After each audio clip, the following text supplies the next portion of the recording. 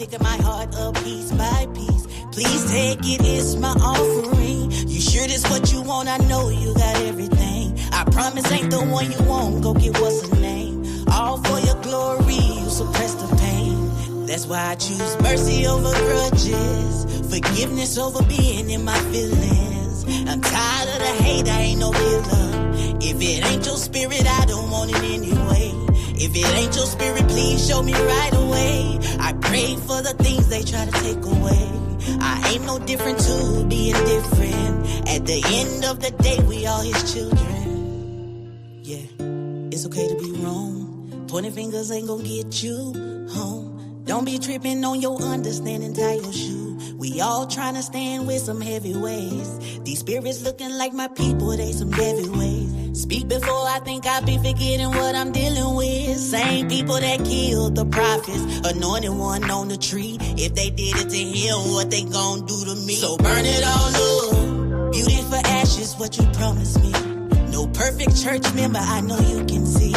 Nobody's fooling you, picking my heart up piece by piece. Please take it, it's my offering. You sure this what you want? I know you got everything. I promise ain't the one you want. Go get what's her name. All for your glory, you suppress the pain. That's why I choose mercy over grudges, forgiveness over being in my feelings. I'm tired of the hate, I ain't no killer. If it ain't your spirit, I don't want it anyway. If it ain't your spirit, please show me right away. I pray for the things they try to take away. I ain't no different to being different. At the end of the day, we all his children. There was a time I thought I had it all together.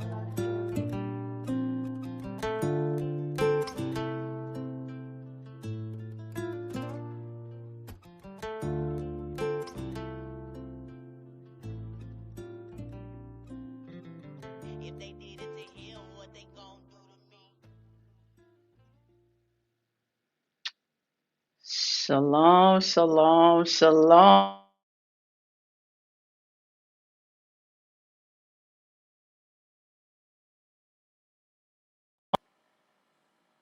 Sorry about that. Shalom, shalom, shalom. Can you hear me? Am I able to be heard? Yes, thank you, sisters in the background. Shalom, I am your PAQ. You have reached and tuning in to a very, very, very special Off Limits podcast. One that I never saw coming. Um, but it's needed. It's very well needed. You guys wanted woman's perspective on this topic, and a shout out to my brothers. They brought this topic out about a week ago, probably a little over a week ago now.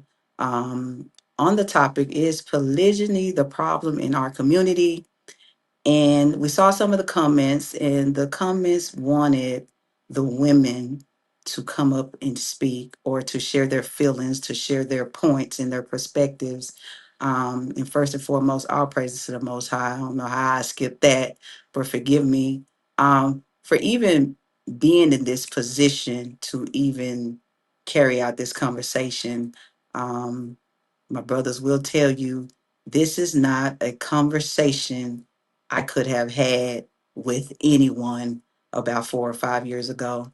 And for some reason, the Most High has been chiseling me and maturing me in such a way where, and putting me around and in the environment to see good and bad, to see what this Bible is actually speaking of, to see the family part of the Bible, to see the protective part of sisters, to see how Yah protects us, to just actually be in the Bible and learn bit by bit. And anything that is unlike him, I pray for him to remove it. I pray for him to remove my feelings. I pray for him to just give it to me. I pray for the loving environment. I pray for these things, and I got it. I got it.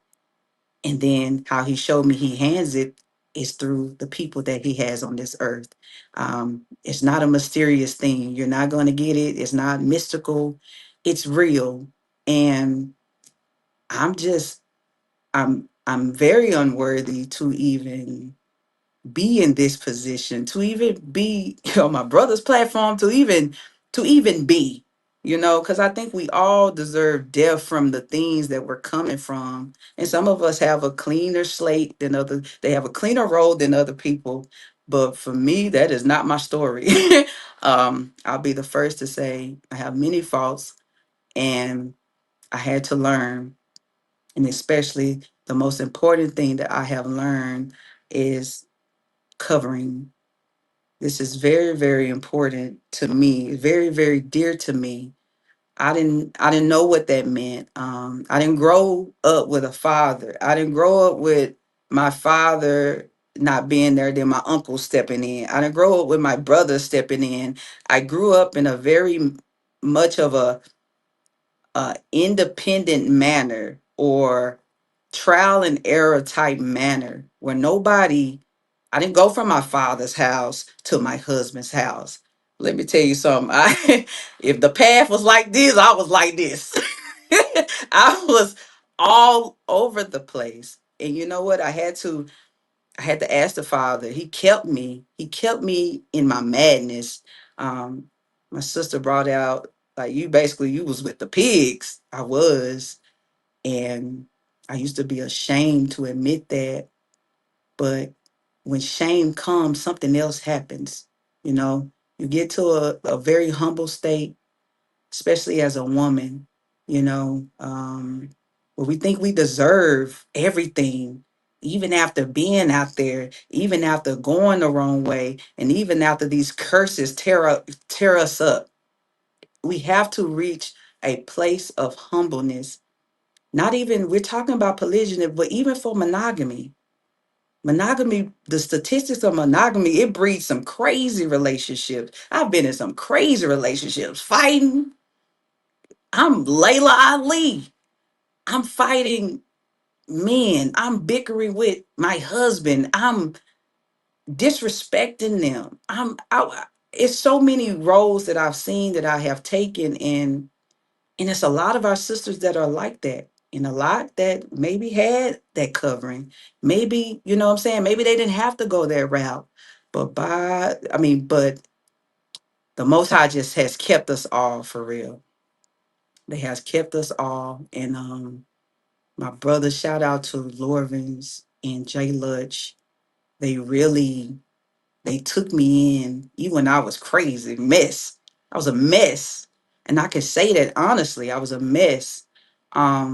And Shabbat Shalom to everyone. And if you don't celebrate this Friday sundown, there's no offense. Happy day to you. happy day to you. And I pray that you all are blessed. But without further ado, you guys asked for this session here.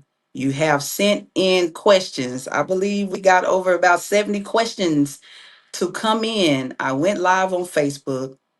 I asked for the questions to ask the sisters, right? And I gathered them all, even some that came privately. I gathered them all. My brother sorted through them. My sister sorted through them, and we are ready to answer. So no, this is not a Q&A that you will put in the comments.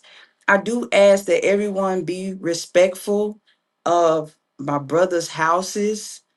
Do not get on here disrespecting my sisters. Please, I'm humbly asking you, and let this be a very educational, learning moment where we all can learn from this dynamic, from this biblical dynamic. Okay. So without further ado, I'm not gonna hold this up because we got a long night. I'm gonna bring up this lady. I just listen. I found out about her on Monday. And when I say I am affected. I am truly affected. I said to my brother, I said, man, it's her tonality. Like, it's the tone in which she speaks. And I'm like, she's highly intelligent. Then I see her post on different subjects. And I'm like, this is amazing because I've been asking for older sisters, right? I ain't talking about older sisters that's still bickering, that's still gossiping. I ain't talking about nobody that's at a level that I do not want to be at. And part of me, I don't mean to offend, but that is, I don't see many older sisters in a position to teach the younger sisters anything. There's not many. The few that I know, more Tawana Howard, she's over there. She has a very good perspective from GAI. I mean, that sister is dynamic. You know what I'm saying? But anybody, it's far and few. And the sisters that I contact on the regular, but this sister's like, she's electrifying. Like, it's a breath of fresh air. For those sisters that maybe didn't have that woman figure to teach them biblical womanhood, we have a sister. We found her.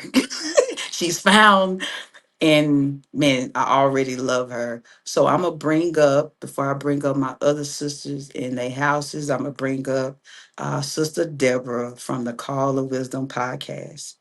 And this is from the house of Brother Mike Allen. Okay. She is covered. I want to say all the women on this podcast is covered. And before we know what that really means, that's a great thing. It is a great thing for our sisters to be covered. It says it's a shame for us to be uncovered. So here we go. My sister Deborah from Call for Wisdom. Hi. Oh, Shabbat Shalom, my dear sister. Oh, Shabbat shalom. I am so Shabbat shalom, excited. Oh, sis. I'm so excited for this fellowship. It is so refreshing. And I hope I'm Yes. bringing some warmth from the Caribbean this Yeah, your way. please. Yes, yes. Yes, you you know, are. Yes, indeed. Yes, indeed. Uh, I Yes. met you How are off. you? I am just still you. The ruach is moving, and Yah is like moving us like pieces of a chess game around, right? Yes. And we can't see the big table. You just feel him picking us up and moving us here. No, no. Yeah. But it, I just like to just chill and see where it lands, right? And right now it's landed Mhm. in you, and I didn't know you from yesterday either. I listen, oh my God, listen, it landed with some people before me, but I don't, I tell you, I don't know Mhm. what's going on. I just know I'm Mhm. here. Mhm. And I know I'm here to serve in a capacity that I didn't even know I could. And Mhm. it's very humbling. Mhm. If he's like he say, "Who am I? Who am I that Mhm. you should be mindful of, especially Oh in these yes. times?" You know. Yes. So that's Yes. from that's my angle, man. Mhm. I'm just this is crazy. Y'all I don't know. understand. I done listened to this sister right here is she's powerful. She's powerful. Well, we thank God for all that He's doing and all praise to the Most High. And I just also want to say thank you for all the people that are lining up already and taking their seats on the chats. I see it blowing and it's packing Yeah. up. So I have shalom to my brothers and sisters. There's a lot of brothers and sisters out there that have, coming to join the conversation. So it's great. Yes, indeed. Yes, Mm-hmm. indeed. And I'm gonna bring up my other sisters. I'm gonna bring them up one, two by two. One, they in here. Let's see. I'm gonna go with the House of Lutch. Let's see, Lutcher. Excuse me, the House of Lutcher. I'm looking for my other sis. Where she at? Um, Here is Shoshana from the House of Lutcher. Shout out to my brother. Shalom, shalom, sister. Shalom, sis. How you doing? I'm well. How are you? Hey, man, the Most High is doing the thing. You hear me? I am All fine. I am just fine. Let me bring up, let's see, Kabesalet. I don't see her pictures. Let me see. Shalom, shalom, sis. Kabesalet from the House of Lutcher. Oh, there she Shalom. go. Shalom. How you doing? I'm good. Awesome, awesome. You all right? I know them babies. I know you trying to put them babies down. You all good? You want me to Yeah. put you? Mhm. Okay. All praise to the Most High. These are my sisters. Hey, we tight. We might not talk every day, But Mhm. when we get together, it's just like we never left.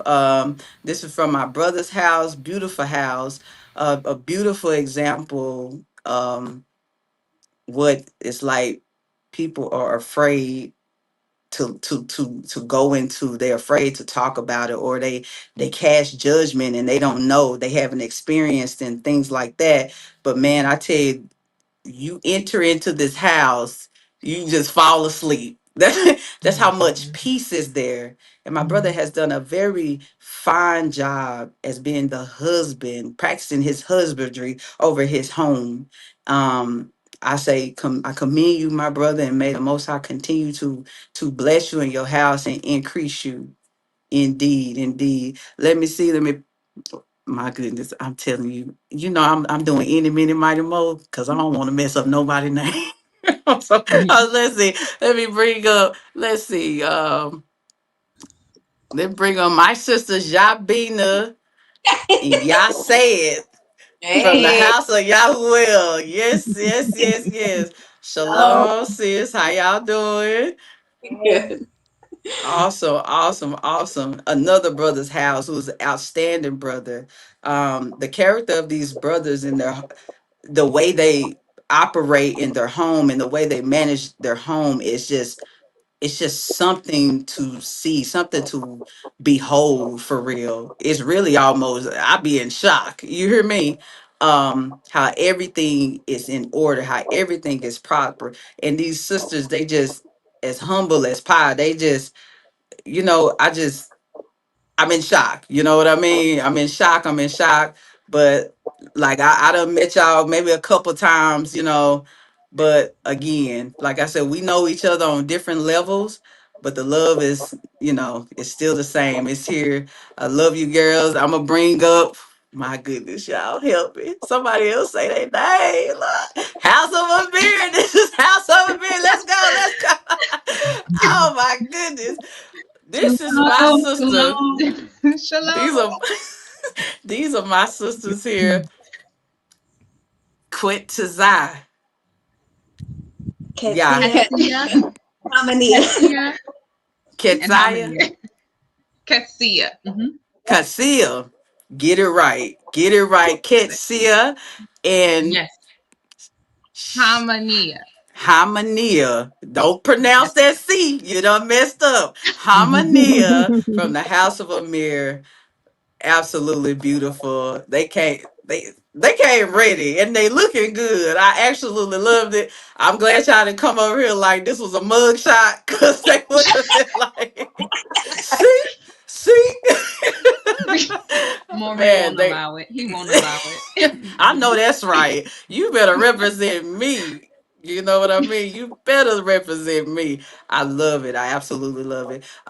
So again, are y'all ready? Are y'all ready to get into these questions? Are y'all ready to give an answer? If you cannot, hey, I understand a smooth pass. Just give the queen's nod. I definitely understand. Let's see. Let me pull it up here. The first category, and this is from again. This is from My sister, can we pray before we start though? Do you want? Please, please go ahead. Okay. Go ahead.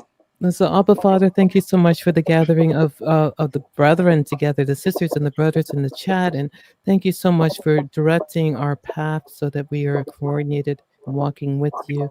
I pray, Father, that you would be lifted up, that everything that we say and we do would be bringing you glory and elevate your law, your Torah, and we worship you and we think it's a beautiful thing that what you have done and how you're leading the daughters to Zion together. Thank you, Father. I pray right now that you also guide the the our conversation in the right direction, the way you want it to go. In Yeshua's name we pray. Amen. Amen. Okay. All praises, all praises. So Mhm. the first category here, family and outside relationships. Okay. Um, let's get to the questions. All right. And wonderful job. Sister Deborah, like I say, she helped. She helped these last 4 hours. She has been helping your sister out, and I No, really appreciate teamwork. this It's so much. teamwork. We're doing this Yes, together. absolutely, absolutely. Hmm. Okay, so the first question that was posed for the women, in the when I asked for the questions, again, this is the questions have been categorized, okay, and this is the family and outside relationships category. Okay, so the question is to all my sisters: was it difficult presenting your polygynous covenant household structure to your parents, especially if they are not walking in Torah? Anyone can go as they please. Let's I'll go get ahead. it. Let's I'll go. go. Thank you. um, my both of my parents are not in the truth. As a matter of fact, growing up, I didn't go to church hardly at all. So presenting this to them, I didn't rush into it. A while back, my husband was doing a lesson with us, and he showed us this Cosby Show episode where the concept is how you present somebody could change the perspective of that person. And I didn't want to bring her, as they said in the episode, on a trash can lid. I wanted to present her, the way she should be represented. So I didn't rush into telling my parents specifically. I took the time to make sure that I had, the answers to the questions that they might ask, and that I'm prepared, because I didn't want to go and then they ask me a question, because they're going to read you because they know you, and I didn't want them to be like, oh, you're not okay. You're not okay. So I'm not okay with it, And so I really wanted to take my time, make sure I was prepared. So because I did that, it wasn't as difficult as I thought it would be to present to them, the change in my family dynamic. All Mm. praises. Let's see. I can um, so both my mother and my stepfather are ministers in church, in Christian church. Um, but they trust me. So, I had conversations with my mother, and as a family, we came together, and my ish, he was able to speak to them. Um, and they were very receptive. They were very supportive. Um, and yeah, I mean, they pretty much put their stamp of approval. They said that they trust me, that it was up to me to make that decision, and that they were really excited just about the community aspect because we're a big family. So it was just a gaining of more family. So they're very receptive to that. All praises. All praises for the brothers going Mhm. to the families. Mm. They did not circumnavigate that. That's a good That point. Hmm. yes, all praises. Anyone else? Or we can move to the next one. We good? We can go next. um, She said slide. Oh, you want to go next? Okay. yes, ma'am. Go ahead, sis. Uh, for both us, but you can, go in more depth. We were both arranged. So our parents were already in the walk. They were already aware of what being an Israelite entailed.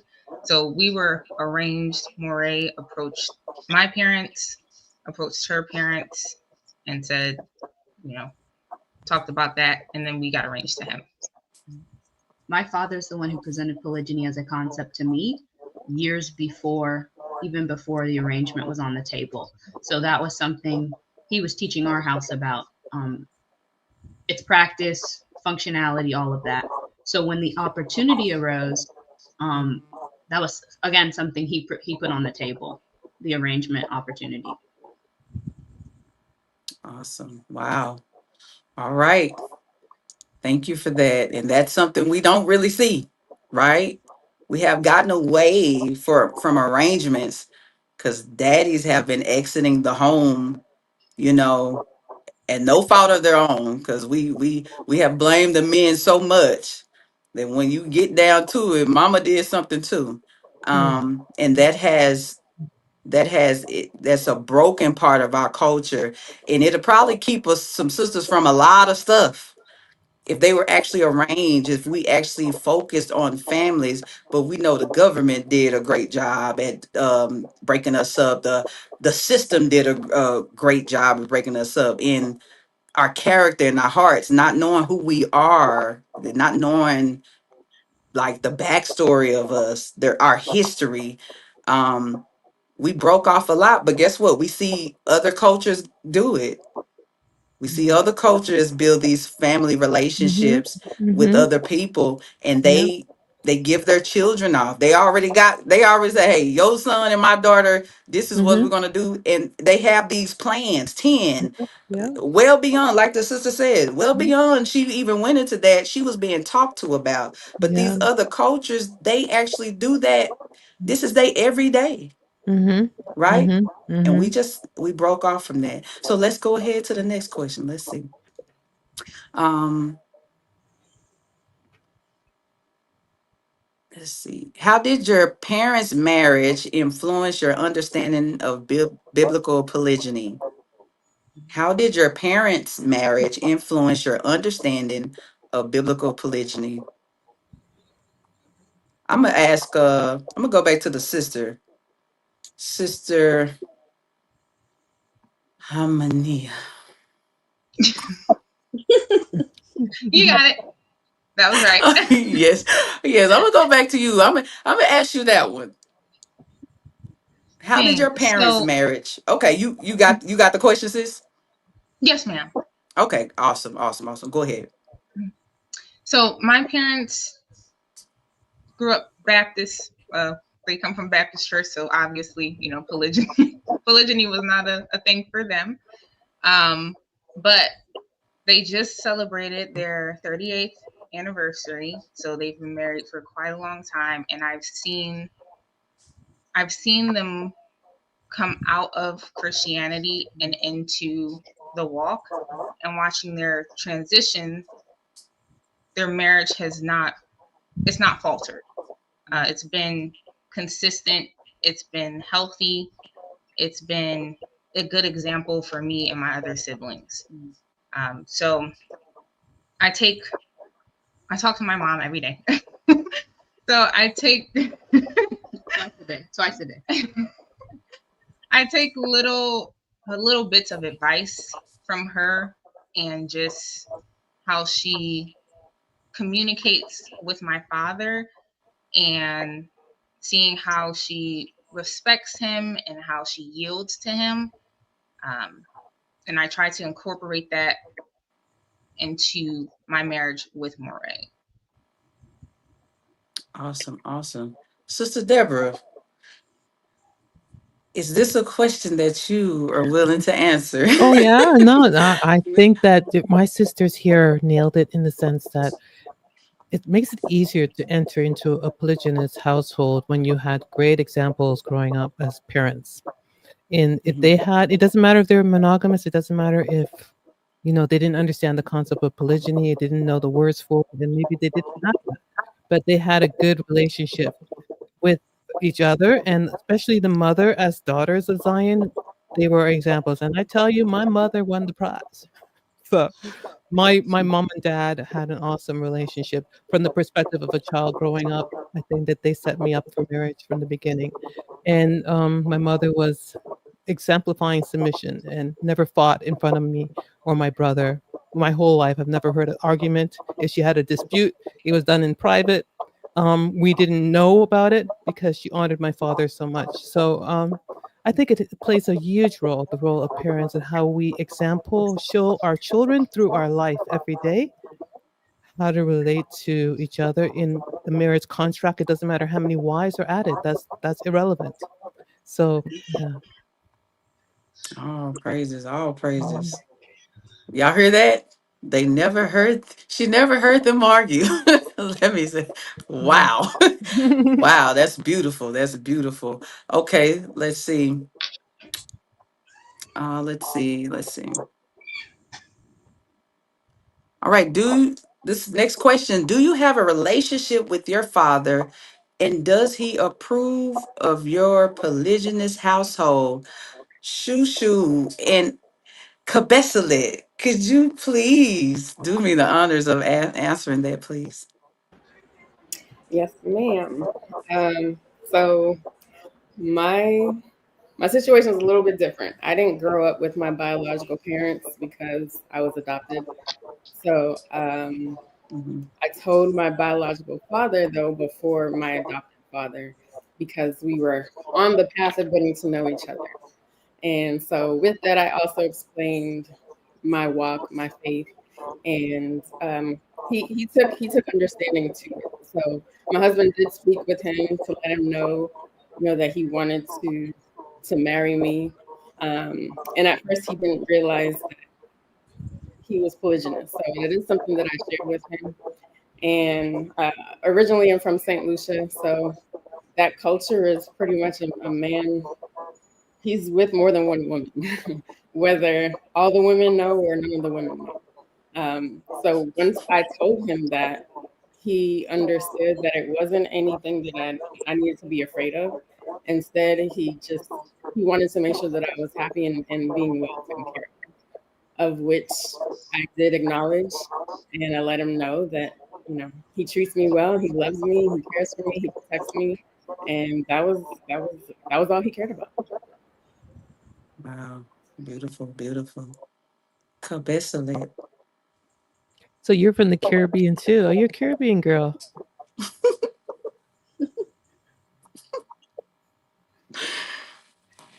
Nice. Awesome, awesome.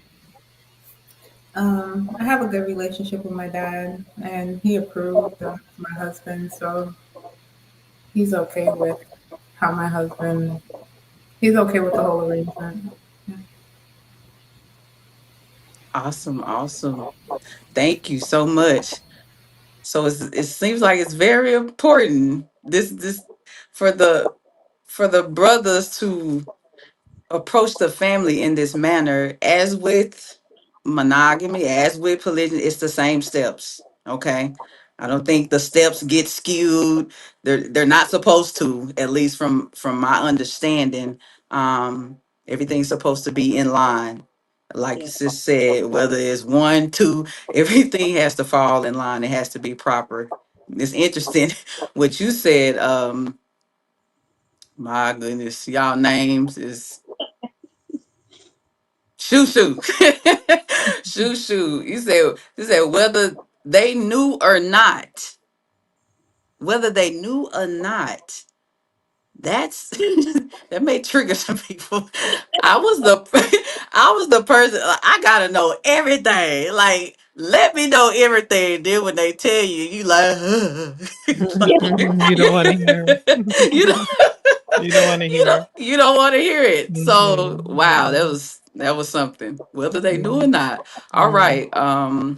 Speak to something real quick. I think, when it's a man of good character and they have the respect to go to your family and speak to them, that makes all the difference because then they get an opportunity to interact with that man and see and kind of get a feel for how he's going to take care of you and how he is as a man, and that makes it more receptive. That causes your family to be more receptive, or it causes my family to be more receptive to it because they fell in love with the man, and that's Mm. mm, Good point. It's beautiful. important. Hmm. Beautiful, beautiful. Okay, let's see. All right, this is a good one. How do you handle community judgment or isolation because of your polygynous lifestyle? Has anyone been ostracized? I can Absolutely. speak. Don't speak at once. Let's, I has he? I think everyone has experienced. I think many of us have experienced some sort of uh, pushback. I'll say pushback, whether that was from extended family or that was from onlookers who didn't have any type of familiar relation with you. But all of us here, this is our community. We have the houses that our husbands have allied themselves with. We have those sisters, their children. We have emote who are giving advice, giving wisdom. So we should be as selective as our husbands are in who we associate with anyway, polygynous or not. So it doesn't concern, I've finally come to the place where it doesn't concern me so much what outsiders may think or may not think about a polygynous relationship. It more so concerns me, what do my sisters who are practicing think, or who are within polygynous households think? What can I learn from them? What can they take from me? I And think that this community's been the biggest blessing. Sorry, that's all. the long time you threw me a little bit.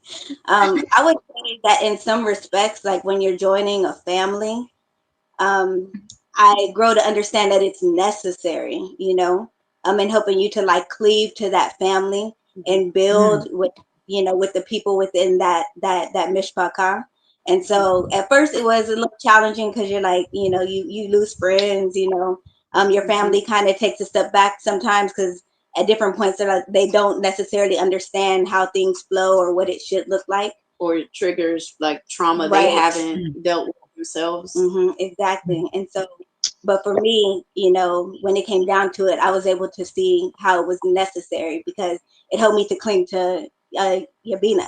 It helped me to cling to the family. It helped me to really become one and unified in the way that we walk together instead of looking for outside resources or looking for outside people to rely on emotionally. Now I'm leaning on her always for everything, Wow, well, not for that's beautiful. on the family. But I can go to her about anything, and she's my friend, and then of course that expands as we build to the community. Yes, so I'm a strong believer that the Most High knows what we need when we need it before we even know. And I think that in our journey personally, the people that dropped off, I guess, because of this decision to walk this way, the Most High has filled our life with such beautiful people because of the decision to walk this way, and I'm completely grateful to know all of you ladies. I feel like all of y'all are absolutely beautiful. I'm so grateful for the opportunity to just know y'all, Wow. Indeed. Likewise. Yes, Can I just ma'am. read a scripture? Because I think that this is a special on my heart. Because when we know the Torah and we walk in faith that we are obeying and we're covered and we're walking in the path that Yah has set for us, it's going to bring enemies. The world's going to hate you, right? The more that we follow Yah in the path and in His directions, we're not going to make more friends.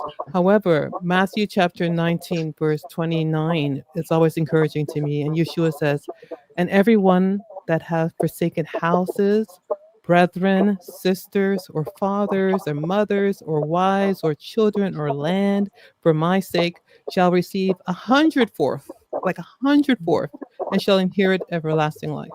And I feel like this is a sacrifice that you make. You're going to lose a lot, but you're going to get so much more and eternal life, right? So it's really encouraging. And I see that in my life. A lot of things have been cut off, but the blessings of the sisterhood and the righteous family coming, it's amazing. Yeah. Yes, Hallelujah. indeed. Hallelujah. Hallelujah. Oh, all right. All right. I love it. Let's see. All right.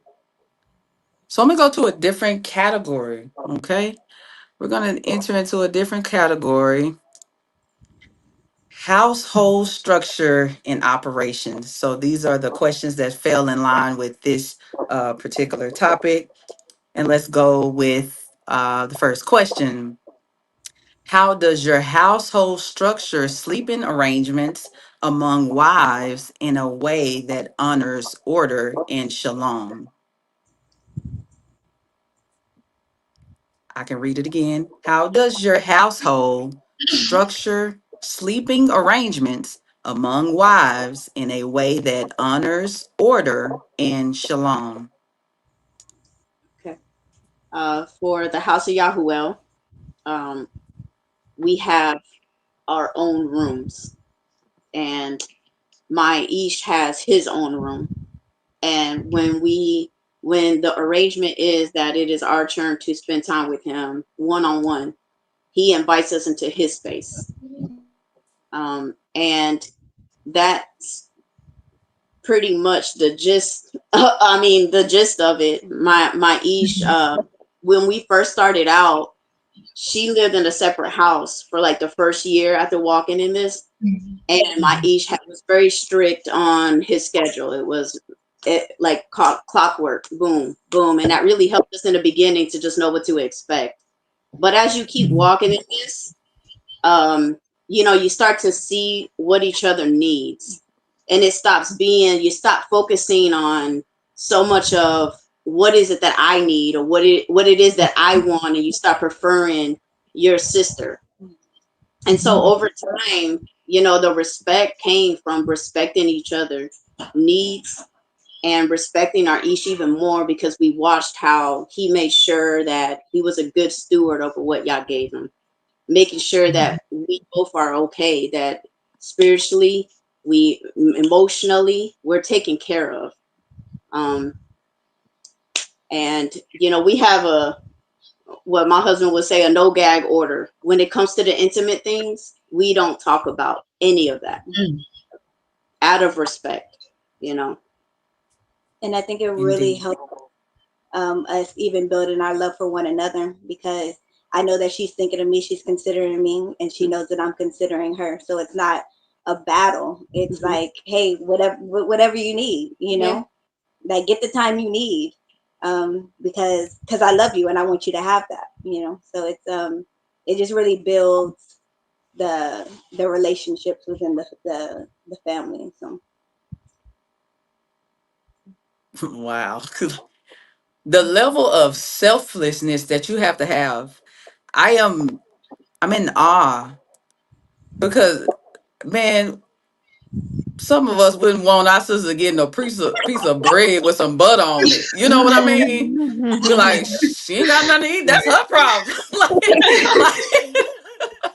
but the level of maturity and shedding of the layers and ending all the perverse thinking, Yes. because our imagination. Listen, I am Miss Sabotager in my mind. I would I would conjure up some things. I would have a whole book from a text message. I used to be that way. From one text, I'll have a whole novel. It's written, I don't produce the movie, everything. But I would sabotage myself. I would, it wouldn't even be nothing of the sort. And it would get the best of me. And then I had to learn to, like, you know what, stop worrying about stuff. You know what I mean? And this is just forgive me for those listening, because y'all gonna put me with somebody. Like, I am covered, yes, but I'm just saying, even in my monogamous relationships, I was horrible. I was horrible with that. Just conjuring up things in my mind, and even to where the point they became real. The things in my mind became like real. Yeah, you left at 1:43, and it take 15 minutes to get there. I know homegirl stayed 3 blocks to the left. Like, he was like, I got some gas. Like, but oh my goodness, bless y'all. Sister Deborah, you got anything to add? Anybody? Yeah, no, I think it's wonderful because polygyny is like a mirror that, and it also reflects you really well, who you really, really are. And it forces you to grow up and to take accountability for it. Your sister sharpens you, right? It's amazing. It's a beautiful, beautiful. Mhm. that's Oh, I'll actually add praise. something as Go well. ahead. Wait, was somebody about to say something? I'm sorry. Sorry, go ahead, Yeah, say. Go ahead. I was trying to say. I just want to give honor where it is due. Like how I learned to love that way was absolutely from Yabina. And I All think praise to every God. woman on here can attest to how great she is, because All praise to Most even when High. we started, we were moving towards walking in this, she would say things like, I'm so happy for you. you know, and you're like, is this a trick? Yeah. Because you're not used to in the world. And I'm like, I know this was absolutely affecting her, Mm. but she was able to really be selfless in considering me. There were times where she would put her time to the side, and so I learned from watching her and interacting with her how to love her, and so it's like somebody has to be selfless and be that example, and she absolutely was that for me. So I don't want to take credit, and like I came in here extra selfless. I learned I learned from my sister. And So, in all honesty, I learned that by being in the furnace that the Most High put me in prior to her coming. Mm. The Most High Mm. definitely prepared me, Yeah. shedding the Yeah. flesh. Yeah. Sister said she was refined. That's what's up. Hallelujah. Yes. Yeah. I You was just going to add that House of Amir also has separate living arrangements, similar. I mean, almost the same as House of Yahweh. We both have our own rooms. Moray has his own room, and then whichever wife needs her time, she gets her time. But it's sometimes a wife is going to need a little bit more time than what you feel like you may need. That doesn't mean he loves you any less. Absolutely. mm, If we're gonna man. Also, give the honors same, to our sister. sorry. Oh, go ahead, sis. Go ahead, sis. Also similar, sorry, not the same. We have our own rooms, and when the scheduled allotted time is there, then we take our turns. Our husband is very diligent in making sure that he sticks to that. And granted, it was a learning process, so it is a lot of time, but we're at a well-oiled engine right now. Hallelujah. It's beautiful. All right. Can we move on? Anyone else? All right, let's get it. Um,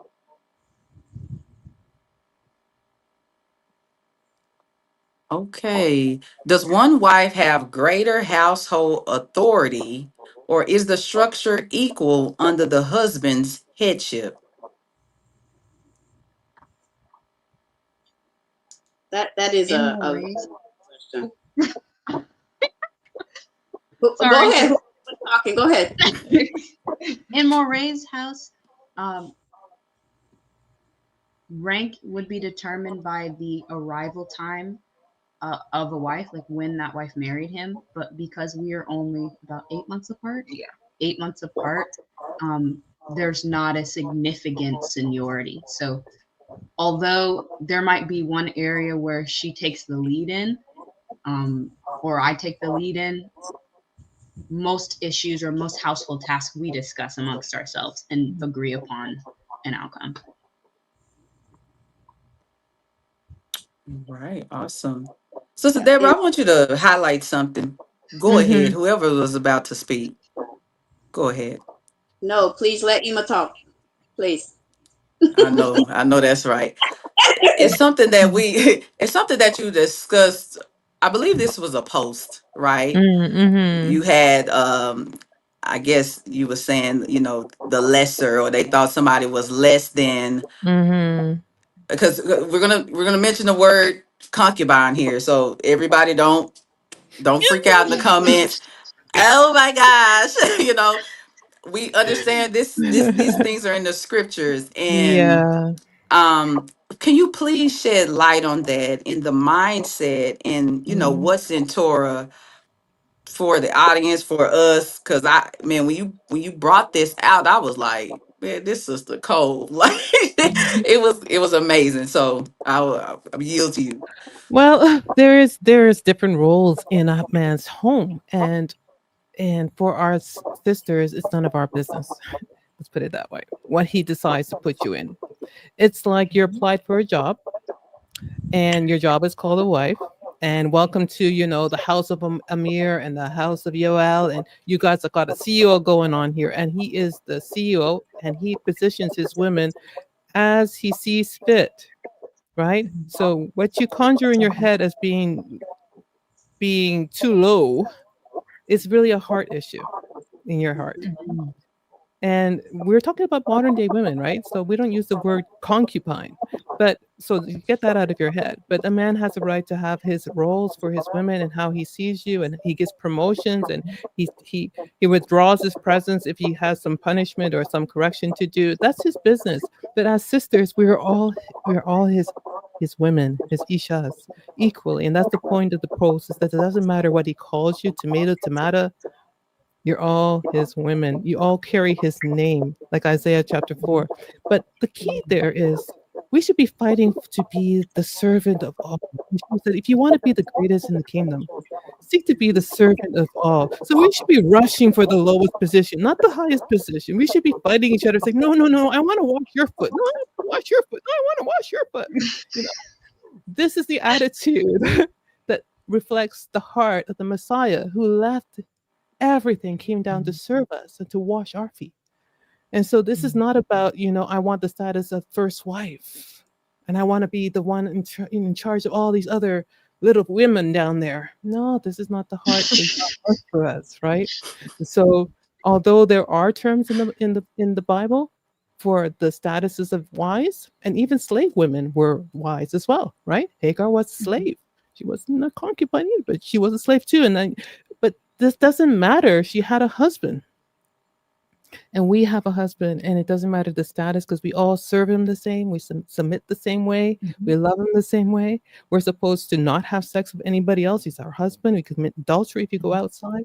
It makes no difference. And that's what I was saying in my community post. And if you don't know what I'm talking about, hit me up and call for wisdom. Community post about wives or concubines. And I just want to take away here for my sisters, it says, let's fight to be the servant and not to be some kind of higher up here, right? Mm. All praises. All praises. Anyone else? Y'all good. Let's move on. Hmm. Let's see. Okay, it's a lot that we've answered in the. Oh, yeah. You guys clean this section on up. Oh, good. We're getting there. Yeah. Yes. You guys cleaned this section on up. All right, household structure and operations. This is a good one. How do you plan household logistics, finances, chores, I told you I'm country, chores, children, vacations, time, etc. How do you plan household logistics, finances, chores, children, vacations, time, etc.? Shushu and Kabesalet, take this one away. I love you. She's looking at me like, girl. I'm gonna let my sis answer first. Okay. I was yielding to you, sis. Not the Uno skill. Y'all, they play cards every week. She's doing the Uno skill. Kind.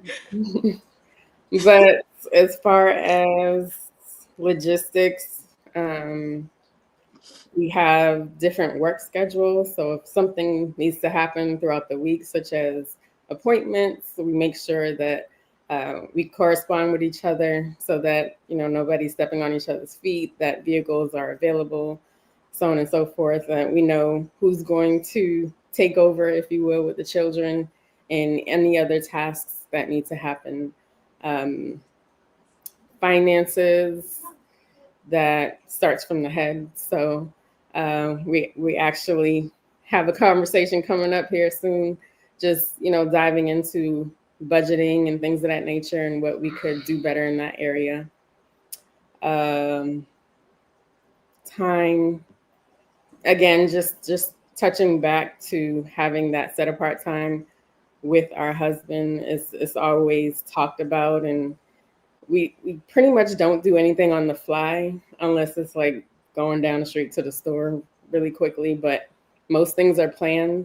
so that, we know how to work with one another, how to deal with that. Maybe eventually you'll get to the point where it's like, hey, we're going on a date, don't need to say anything. But as of right now, everybody knows, where everybody's going to be. I know I'm missing a few, so Kabeslet, you can finish up. Yes. Let's hear from my sis. She said it all. No, I'm playing. No, we do pretty good in helping each other out. It's not as far as like cleaning and stuff like that, and um, I don't know, like we switch out things sometimes depending on the season, I guess. So, like for example, I get into work later than she would. So sometimes before it was, I would do breakfast, but now we have like she'll do breakfast 2 days for the children. I'll do breakfast 2 days, and we alternate that way. Same way with chores around the house. Like if she's doing dishes, then somebody's sweeping and cleaning up the eating area, and vice versa. Yeah, we take turns in washing our each's clothes. We work together how whatever way is convenient for our household, and it works. So no one's, and then even like when someone may be overloaded or lazy, like in my case, because I've been prego, sis would probably take on more of the load. So, but she does it gracefully without complaint, and we're here for each other, so it works. I love this. I hear structure, I hear order, I hear structure, I hear order. Mm-hmm. And many of you probably have a horror story, dealing with this. I know many in monogamy. People are getting unalived. Okay. Mm-hmm. Um, but something about the structure and order, I hear houses that they're together, they communicate, they have learned to love one another. They have learned to sacrifice for one another.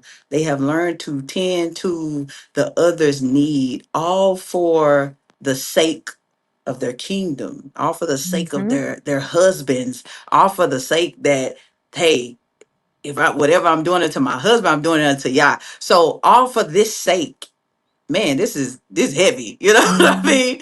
It make me look like, girl, Mm-hmm. you tripping, It makes you Mm-hmm. go in. Yeah. And even though that's not my perspective, that's not my dynamic, it makes you go in to be like, could I be that selfless? Could I actually yield and love my sister? Could I do that? Man, I absolutely Mhm. love it. I absolutely love it. You got something, sis? Okay, go Yeah, ahead. because Okay. remember in monogamy, you listen to your girlfriends complaining about how chaotic it is because they got to do everything on their own, Mm-hmm. right? All these Mm-hmm. kids, all this laundry, all this cooking, all this sex, all this blah blah blah. I can't handle it. And then they start complaining, and now we got to send the kids to the nanny. You got to get a house cleaner. You got to get a secretary. You have all these other women doing the jobs, but they're not sister wives, right? Because you can't handle it. So this is like in-house getting together, working together, and it's amazing how we have this negative. The world has this negative perspective about polygyny, while at the same time we have women complaining all over TikTok about their monogamous burnout, right? All by themselves. Yeah. Mm. Wow. Something to think about. Something to think about before you pick up the next stone at something. Yeah. Something to think about. Cause let me tell y'all something. It's hard. All Let me by tell. yourself. Yeah. Let, oh my God! All this INDEP slide. Mhm. No, Mhm. Mhm. man. My 2 I, sisters over here, they got youngers. You got youngers that are very close together, right? You sisters here. How did you guys work that out with the youngest?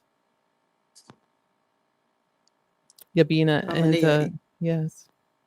Okay. Is it Hamanaya and? Well, anybody I Kesia? see you all have babies, right? So how did you Oh, work oh it out with the yeah. younger, Okay. with the new birth? So one of you are pregnant and one of you came along, how was it that the structure of the children there? How did that work out with you guys? Whenever it was coming close to that time, like 7, 8 Mhm. months in, when it's both of us have had the experience, it's really difficult to be as mobile and active as you are. The other Mhm. sister will voluntarily step in. We'll have that Mm. conversation together, and then with our ish, like, hey, I'm going to do X, Y, and Z in her stead now. Um, and lately, this my last pregnancy and her current pregnancy, we've been making meals ahead.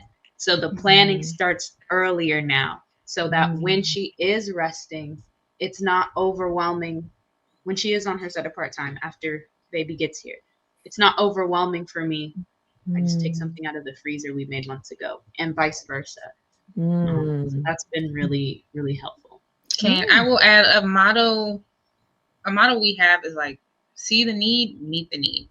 Sometimes we don't always have to verbally say, "Oh, I'm going to do this for you," or "I need you to do this for me." It's just jump in and do it. If you see it needs to get done, you can do it. You can take it Mm. Beautiful. I think the Bible say consider one another. Yes. Yeah. I like that, man, that you can consider. Like, I love it. I'm y'all, it's like, I don't know, the way you guys are, back and forth, it's like you're explaining the Bible. You're explaining biblical principles as you're going. And Mhm. I think that's beautiful. That's beautiful. Okay. Let's go to the next category, if we will. Finances and stewardship. Let's see what they have. Okay. Are you comfortable with your husband investing household resources when courting an additional wife? Or were you comfortable with your husband investing household resources when courting an additional wife or sister or whatever layer she was, wherever she was going to fall into? Were you comfortable with this?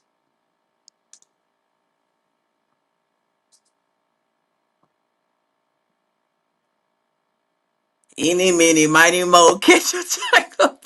So, let's see. Cabesalet, were you comfortable? Were you comfortable with this investing of resources when it came to another sister that became your sister wife? I was fine with it. I'm typically okay with what my husband chooses. I trust him, so I was fine. I wasn't lacking in any way, so yeah. That's Mm, good. That's a good point. Mhm. man, it's there you be on, sister. Sister Deborah, you be Mhm. on. Mhm. Is she diminished?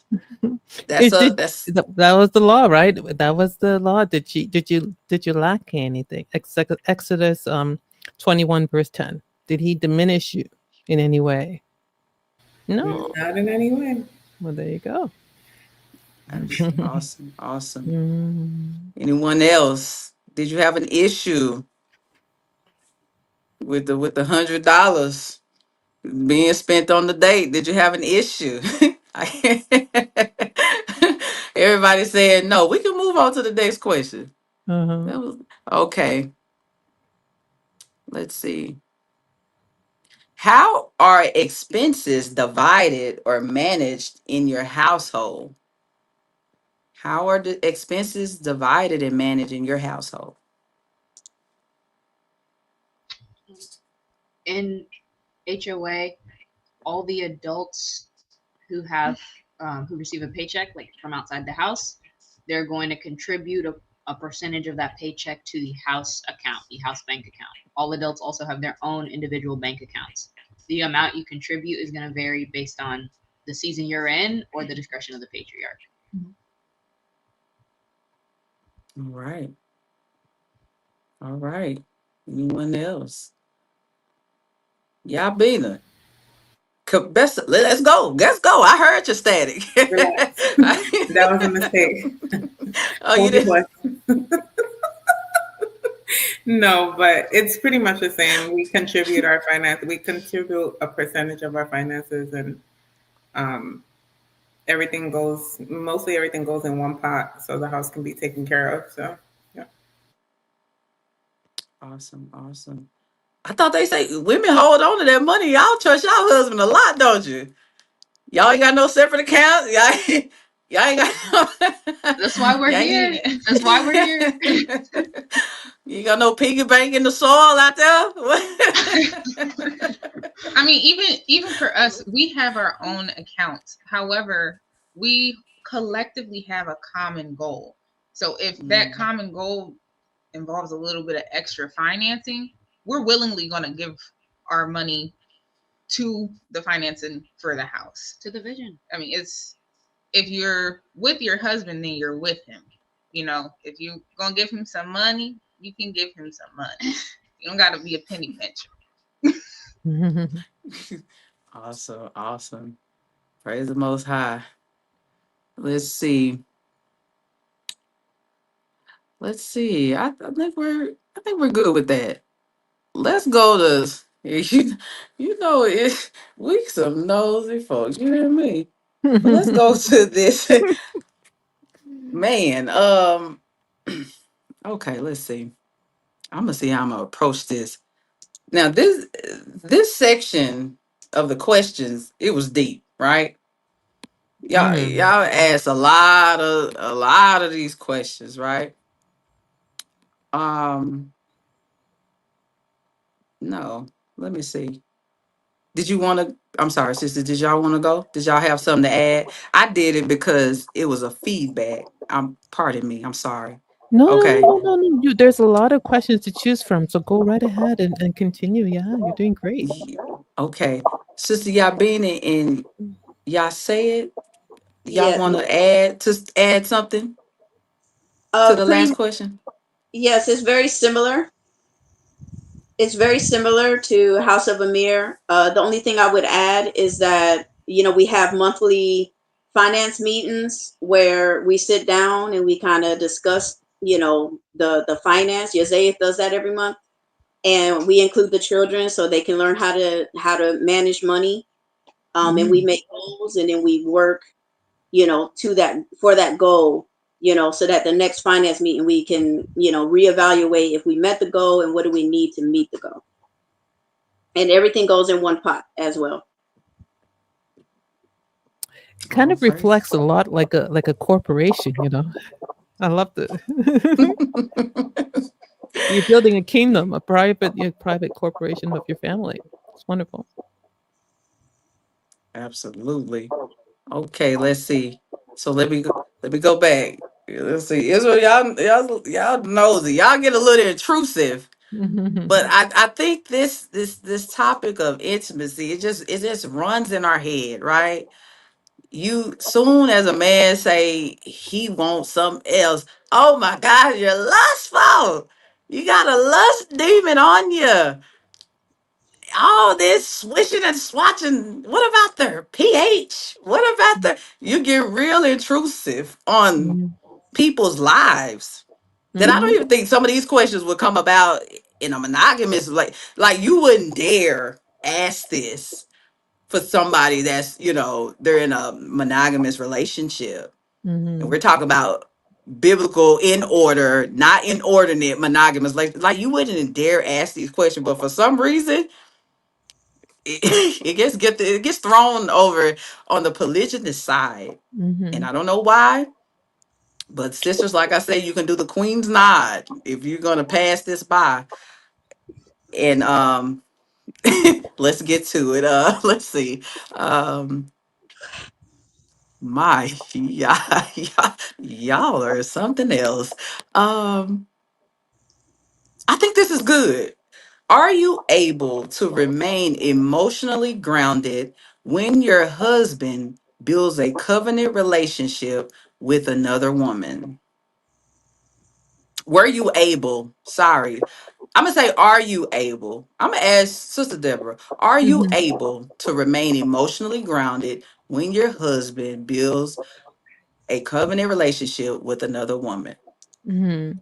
I think that it depends on your stage and your maturity in where you are at, right? And so at my stage, I'm happy for him. I'm really happy for him. It's like a baby being born. Are you when you were the firstborn, the first time it happened, you're like, ugh, first time sibling. After like 10 children in the house, you're like, welcome them in. You're the midwife, you're the nanny, you're like high five. So it depends on the stage what you're in. And for me, I'm very much happy, and yes, I am able to. But I respect the fact that for your sisters that are new to this, it might take a lot more maturity and time, but it's very much possible if your heart is right to get to that point that you're actually ecstatic for him. Mhm. Awesome. Awesome. All right, sisters, were you able? Okay, not are you, were you? Because you in the thick of it, right? Were you able? Like, what is this process? What was this process? Were you able to remain emotionally grounded when your husband decided to build a covenant relationship with another woman? What's this process for you? Yabina. Yeah, man.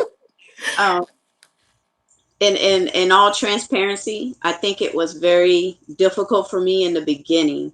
But what grounded me was seeing the overall bigger picture, of the reason, of the blessings that come with it.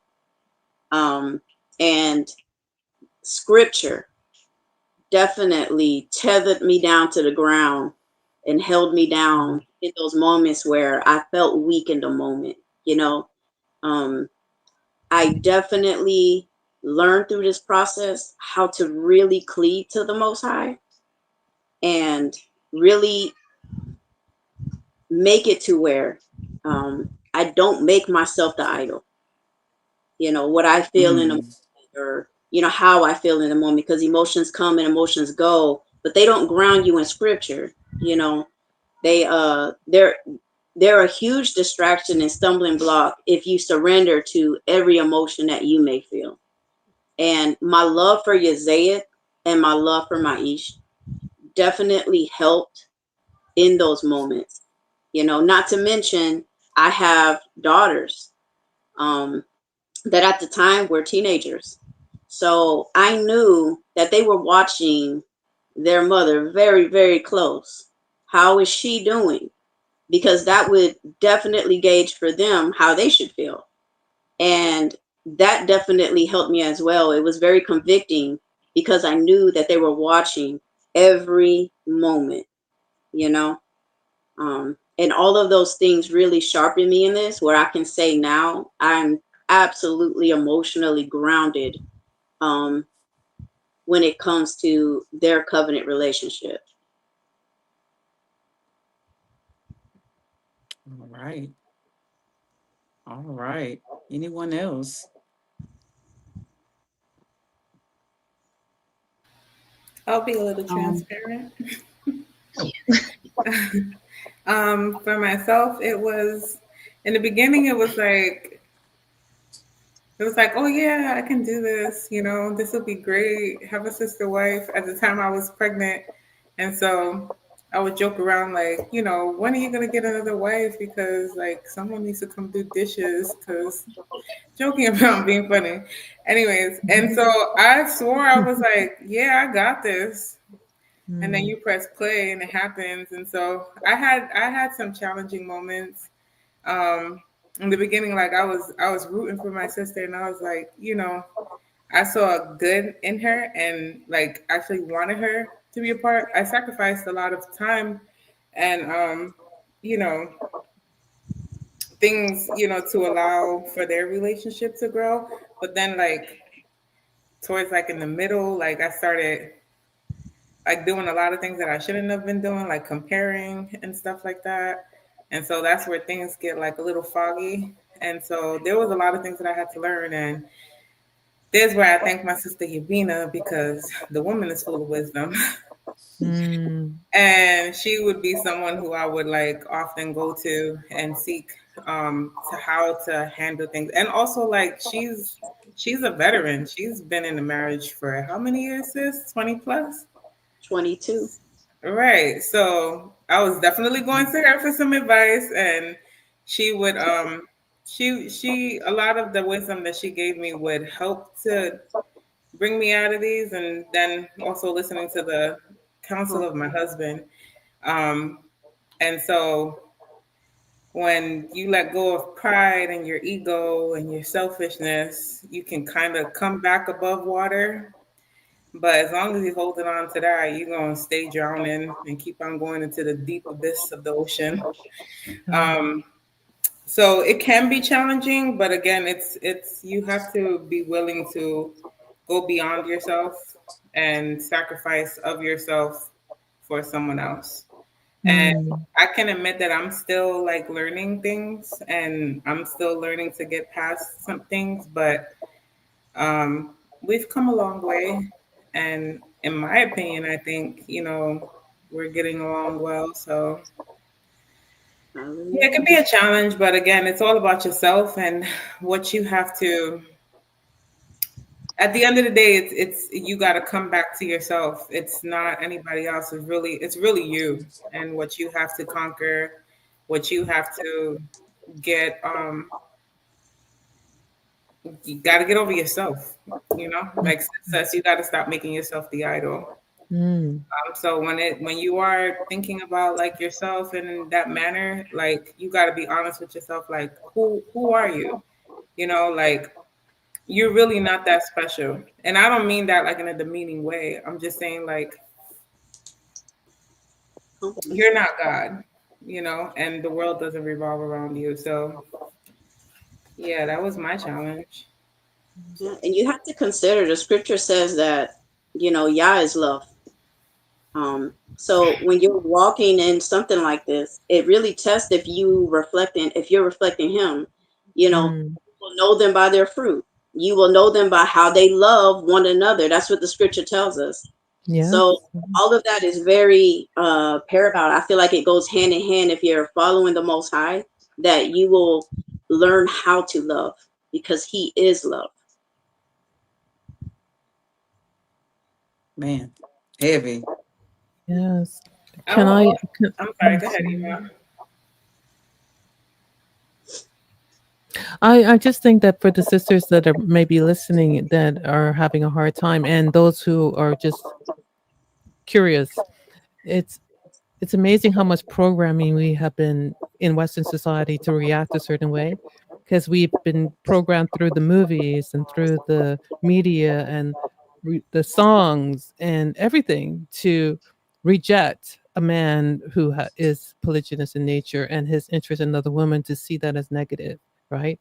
And we have to declutter from and sometimes it's not even our own emotions, it's something that's been programmed into us to say this is the right way to react, and so we're just automatically doing it because we saw other people doing it, and we need the Father to cleanse us from all these things that were not of him in the first place. Yeah.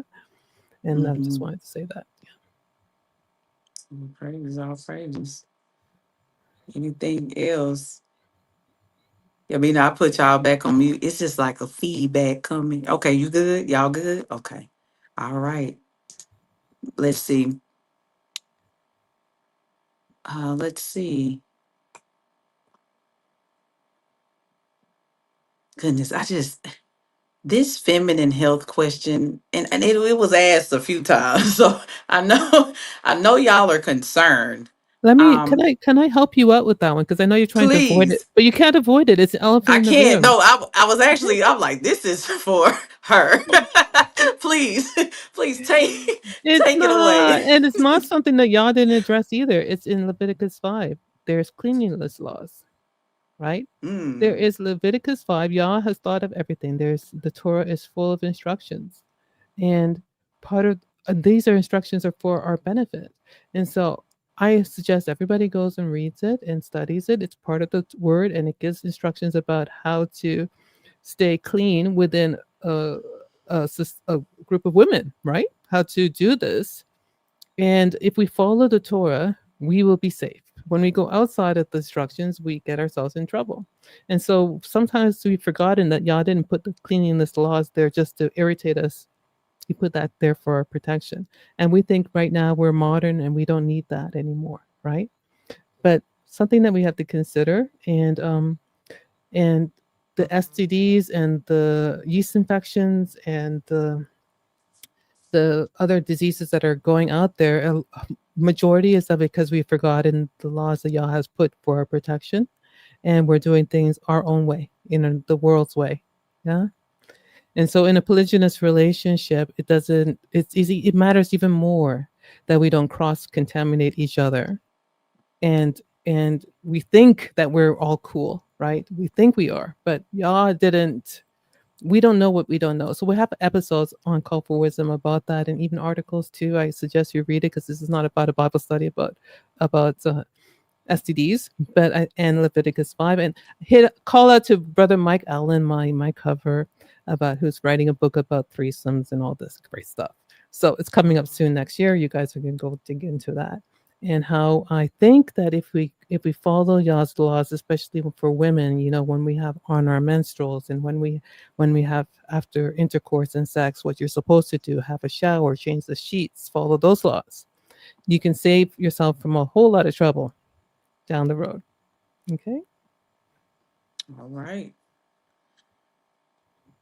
Take a bath. No, I'm kidding. I'm kidding. It's commanded. It's commanded, right? I didn't want to go into it, but it's commanded. Just read the book, Yeah, right? It's all there. yes, yes, yes, Actually, please. more than just take a bath. You got to change your clothes. You got to go wash All yourself. You that. got to hold off. There's quarantining. Listen, it's not a little thing, but it's important, right? So let's say. Absolutely, Mhm, absolutely. mhm, My granny used to say, "Go sit down in the tub." mhm, I'm done. This is not mhm. funny. This is not funny. Oh my goodness. Um. Mhm, Okay. I think we all know script. Let's mhm. see what counts as cheating. Okay, what counts as cheating in a Torah-based multi-wife covenant?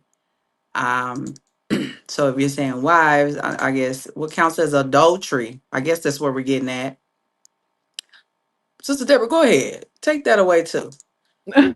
What counts as cheating or adultery in a Uh-huh. Torah-based multi-wife covenant? A multi-wife covenant. Well, the parameters of that are tighter for the sheep because we got borders. So the shepherd, think of this. Sorry, we are sheep in the Bible. Women are represented as the sheep, and the shepherd, being our husbands, are the shepherds. Now think of it logically. The sheep have a good protection around them. The shepherds can go in and out to other flocks and tend to them, but we have to stay within the borders of our shepherd, our husband. So adultery is when we, in our thoughts, in our minds, or actually do it, go outside and seek the another shepherd that is not our own. You can sleep with him. You can covet Mm, his leadership. You can submit to him in a spiritual level without the authority of your husband. All that is adultery because you have one shepherd, one man, one husband that you fall under, and you should ask permission to do things and got leadership and guidance from. And so anything that is taking away his headship and you're submitting to another man, even in your thoughts and your imaginations, can be considered adultery in a spiritual sense and in a physical sense. mm, For women, now for the men, adultery is defined by the status of a woman. So if a man now is lusting after, literally having sex with another man's wife, that is adultery because she's not available. It's like stealing another man's sheep. And that's what David did when he went to Uriah, and the prophet Nathaniel said, you took the one little sheep that Uriah had and you took him, right? Because we're sheep. So adultery is when a man goes and takes another man's sheep. But if the woman that he's checking out is all on her own in the bushes and there's no sheep, no shepherd around, she ain't got nothing, she's single, then it's not adultery when he approaches her and especially her father and looks for to cover her. So that is not adultery. A man, it's all about our status as women. Okay. absolutely, All right. absolutely. Mm. All praises. I would just add that Mhm.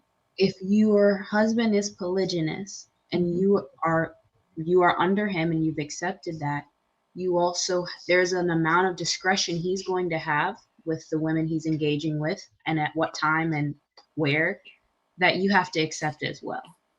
um he's not required to give you a running list of who he's speaking with or who he's considering bringing in or when he last slept with the other wife, any of that, and that's okay. But you have to accept that that's okay. Realistically, you don't really want to know.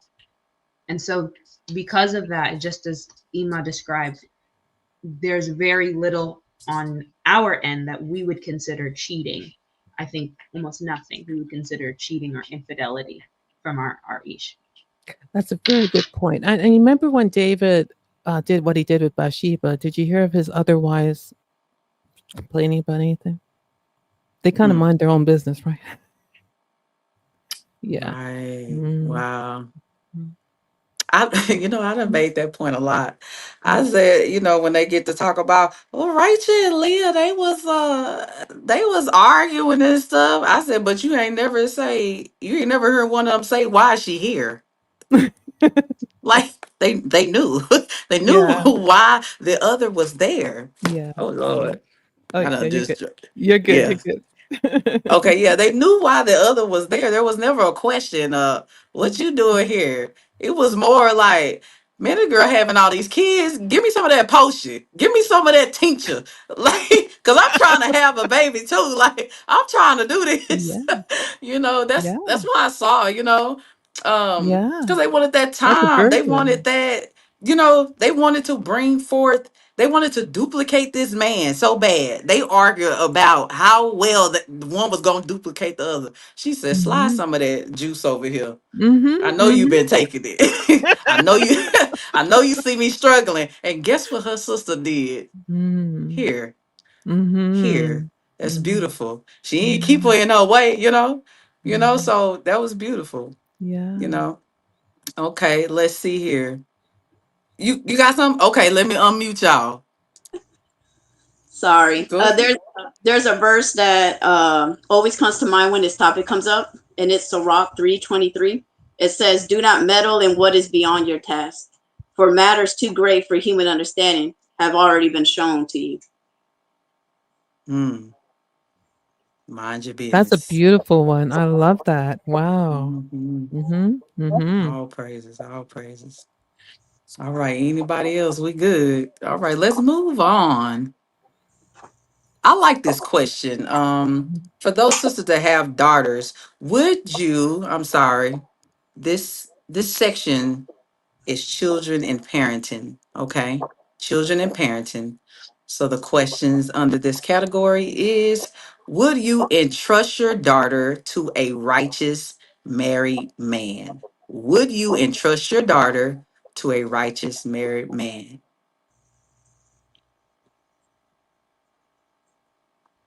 You go first. I'll go after you. Um, yes, yes, I would. Um, Absolutely. I feel like the benefits that come with that is that you get to see their character on forefront. There's no hiding it. Like I grew up, and the mothers of old would always say, if you want to see what kind of man he is, look at his family, look at his wife, because that would be a reflection of him. And I feel like that's a perfect um example, right, that this provides when they're married. The vision of their house is established, the maturity, how to take care of his wife. All of these things should already be in place. So I wouldn't have an issue with that if that's the will of the Most High. Absolutely, I don't have an issue with that at all. Okay, Awesome. I'll just piggyback off of her because my little girl, she's really little. She's 2. So but nonetheless, I am absolutely 100% accepting of her going to a polygynous man, especially knowing that the Father is sovereign. So whatever he wants to be done will be done. And because I trust my husband's decision making, so I know he's going to be able to vet the man and trust that this man can be a good husband for his daughter. So absolutely 100% I would be accepting of that. Mm. Beautiful. And just to add to that, like, this is why it's so important for patriarchy and family structure to be in order. Because when your daughter grows up, who will she have? What righteous men will there be? If we're Mhm. giving over to Mhm. compromise, and we're giving over to our emotions, and what righteous sons and daughters will there be to unite and keep Torah on the arrest, to keep righteousness in this wicked world to still be seen? This is why it's so important. Yeah. And along the line, Mm. Sister Deborah, she talked about, the family being like a corporation. And so when you look Mhm. at, um, when I specifically think about giving, or my husband choosing a man for our daughter to go to, it's like, when you look at it, when you go to work for a business, you're like, how do they take care of their employees? Mm. You're able to see Mhm. that. Mhm. You're able to see the Mhm. business, Mhm. you're able to see the deficiencies, you're able to see these things, and you're able to see this corporation has a vision. They have, a mission that I'm aligned with. And if there's a man that's established, absolutely, I would not have an issue. And in some ways I prefer it, to be completely honest, because it is a man that's established, that has a vision for it, or it could be a man that's established that has a vision and a mission for his family already. And for her to be able to align herself with that, and even have like a righteous woman that could help her to grow and mature in areas, even further than I could, that's a plus. Mhm. Because I can say Yeah. I've areas being here, just Mhm. watching Yabina, that I Mhm. may not have been able to, or that I didn't gain from watching my Ema. There was only so far that my Ema could take me in that. And then now I'm able to watch and mature from these women All here praises. and grow in those areas. So I think it can be very beneficial. Indeed. Yeah, that's a really good comparison. It's less risky because you see already how he is running his house, and you see how his wives are functioning and how everything is orderly. Whereas in monogamy, it's a risk. You don't know yet until you throw her in there, right? Hope for the best. Right. Right. I don't have any daughters, but I'm just thinking, yeah. Hmm. Indeed. Shushu. Shushana, House of Lutcher. How do children respond to the multi-wife household structure? Um, How? well, we have toddlers, so they don't know anything else, and everything is pretty normal to them. Obviously, the children from my sister, they know who their mother is, but they also give me love, and vice versa for my son. He gives her love, so everyone receives love from everyone.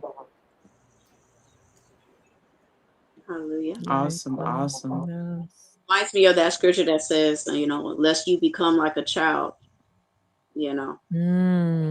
Yeah. You can see it. Right. Mm. That's beautiful.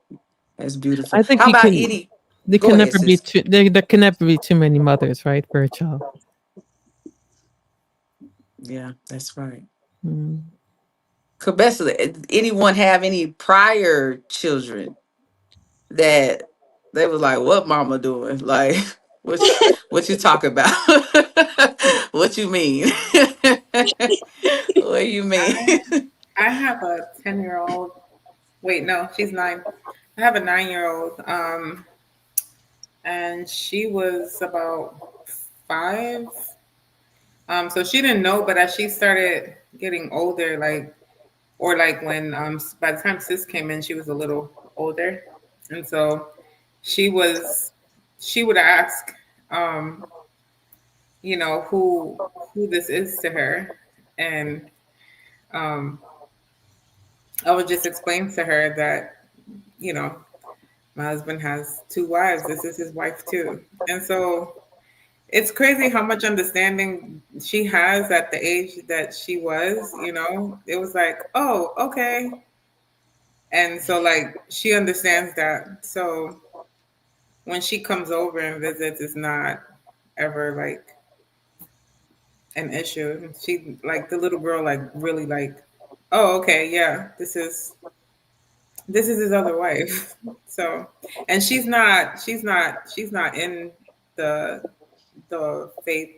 You know, her father isn't. So, but she has a lot of sense and understanding. So, yeah, it wasn't crazy for her. Awesome. I'm going to speak. I'm going to testify to this. I have older children. I have teenagers.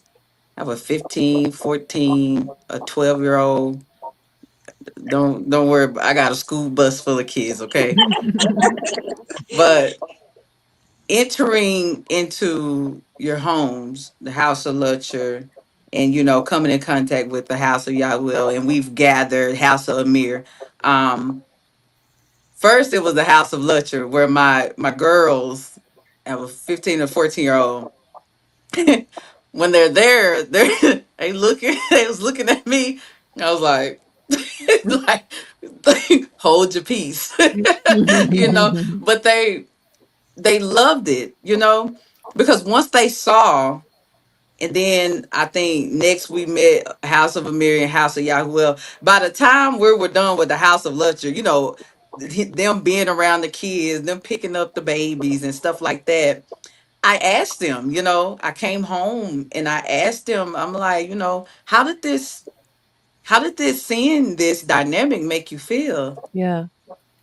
And they was like, yeah, Mom, I was gonna ask you, is he got two wives? I said, yeah, he has two wives. They was like, and I said, let me show you in the Bible. It was a Mm. time for me and my girls to connect, right? Because they seen me go through some things. I have carried them through some jacked up situations, you know. And the only thing they saw was like struggle and what I'm saying, me fighting and arguing, even with their father, with their somebody who wasn't their father. And I actually haven't entered into a relationship just because they've seen too much. They don't have a really good grasp on what a good relationship is. Not even what a good relationship is, and your father is still in the home. So when they went there and they saw that, they saw the love. They got love for Lou. They got love for Lo. They got, when they saw that and they was like, that's beautiful. My Mm. girls as teenagers, they were able to Mm. grasp that because I Mm. sat them down and I showed them. Mhm. You know, we try to hide this stuff because right now, I wouldn't trust half of these kids that's coming in the school system. They parents, I don't know what they got going on, you know, and I'm showing them like, these are righteous men. This is stuff. This is righteous. This in the Bible. Look at this. Look at these. Mm. This is his two wives. Hey, then you got three, four. I'm showing them so they can know this won't be strange to them. Yeah. I didn't keep this from them. So when they around y'all, it's like they just blend right in. Like this is family. You know what I'm saying? And I appreciate you, sisters, for being there. I appreciate my brothers for cultivating such an environment. Because Mm. when y'all go, it's the same thing. Y'all are family. Y'all are together. You see, there's not a separation. Y'all ain't rolling y'all neck. You know what I mean? They Mhm. see, they Mhm. see togetherness and they see unity. They see family, and I respect you guys so much for that, for showing my babies who have I done took to and fro that it can happen and it Mm. is real. Mhm. So thank you. Praise the Most High for you all. Okay. Can I speak on this? Amen. Yeah. Go ahead. Okay. So I did have children prior to walking in covenant with my ish, and the transition I did not feel like was difficult because one, they had already been exposed or to each other within the assembly that we were in, and then coming into the home. we had a lot of conversations where we would walk through Torah and talk about different types of relationships. And we would be open with them and give them an opportunity to express how they felt about different things, and have conversation, like, just genuine open conversations about it. And so I felt like it was a beautiful transition, because the children in the home that we came into, they were around the same age, some a little older, and they were able to be as like mentors to them and help them to understand different things, different concepts of Torah. And then of course I have Yabina, and so they were able to be homeschooled. I was working, or I worked, and they're able to be homeschooled. And it came to a point where we were studying, we were deeply studying patriarchy, and so we came to understand the importance of the man, and the children being the man's seed, and they were able to grasp that. And they came to a point where I gave them an opportunity, or I asked them if they wanted to stay with their father and to experience, being under his care. And they chose that they wanted to take that opportunity to do that.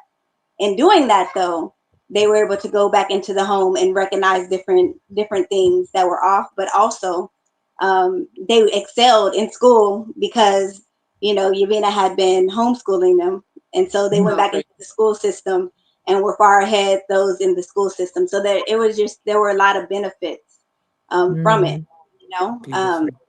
and so I mean, I can see the difference in them even now, in being grounded and being with their father. And their fathers, really were excited to be able to take care of their children in that respect. And it built our relationships with each other. So that was our experience here. Yes, and for my girls, they were teenagers when this was presented. It was a lot of conversation prior to, though, where we would talk about polygyny and have like candid conversations. So when it came to be, now we're not just talking about it. Now it's going to be that it wasn't something that took them ages to come around to understand. But when I tell you, my girls watch everything. They watch everything, but it's they don't have no issue with it. They've grown, they've seen, they've learned from us, our mistakes, the things we did right. So yeah.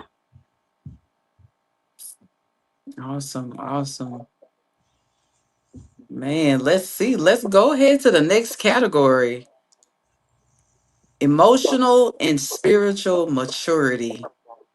And let me tell you something. You got to have this in anything you do. No matter what the relationship is, how intimate or non-intimate it is. I believe this is very important across a wide range of relationships. Let's see here. All right. How did you handle jealousy or emotional conflict? How did you handle that?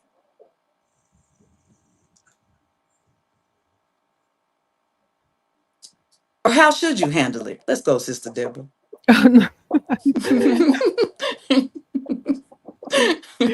Oh my, oh my. You got to put a lid on it. Yes.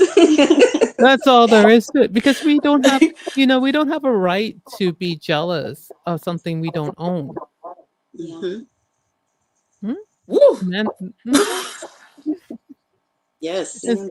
So we have this tendency, because we've been raised in the feminist world, that every emotion that we have is legit. It should be babysitted. It should be fed. It should grow into a monster. And we have a right to unleash it on the world anytime we want to. But jealousy is one of the most wicked ones.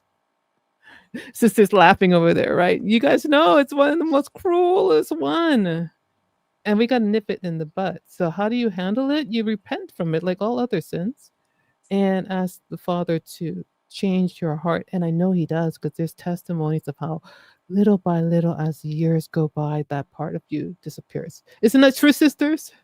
It does, right? So you tell me your stories. I'm listening. I would say for myself personally, Mm-hmm. something that helped, especially early on, was getting to the root of the feelings, Mm-hmm. and addressing that. It's always going to start with you, right? It has nothing to do with the man. It has nothing to do with your sister. It's you. Getting to the root of the feelings. Why am I feeling this way? What is about X, Y, and Z that makes me feel this way? And ultimately addressing that insecurity within myself or within my relationship with him. And then not just addressing it or coming to a conclusion, but then sharing that conclusion with him, being accountable to him. Hey, this is how I've been feeling. This is what these are my thoughts. Can you help me with this? Can you help me unpack this? Can you help me put this away? And then not forgetting about it, but then coming back to that, like taking personal notes if needed, and looking back months later, is this something I've overcome, or is this something I'm still working on, and bringing that to him as well.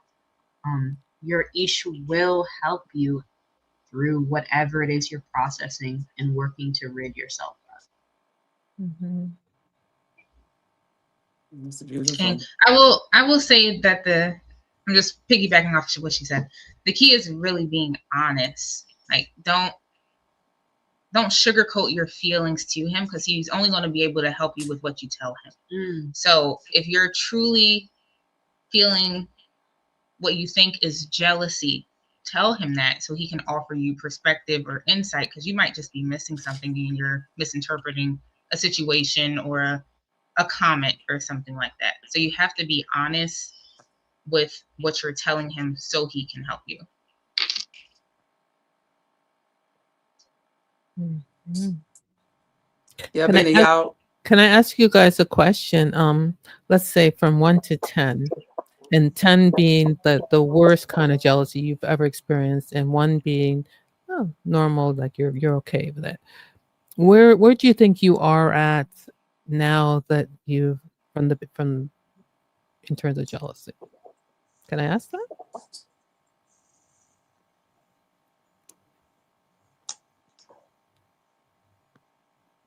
You going great?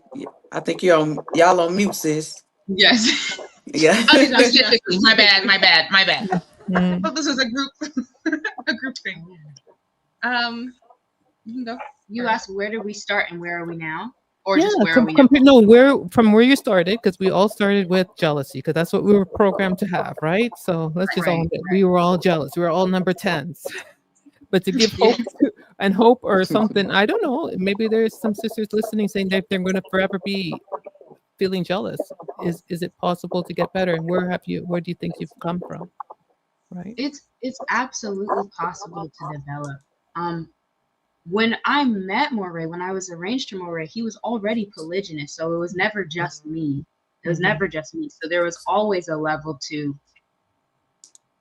regardless of any emotion, you have to factually accept. I had to factually accept it. So there was definitely 9 and 10 moments early on. It's always gonna vary depending on what's going on or what's happening day to day. But I would say I'm not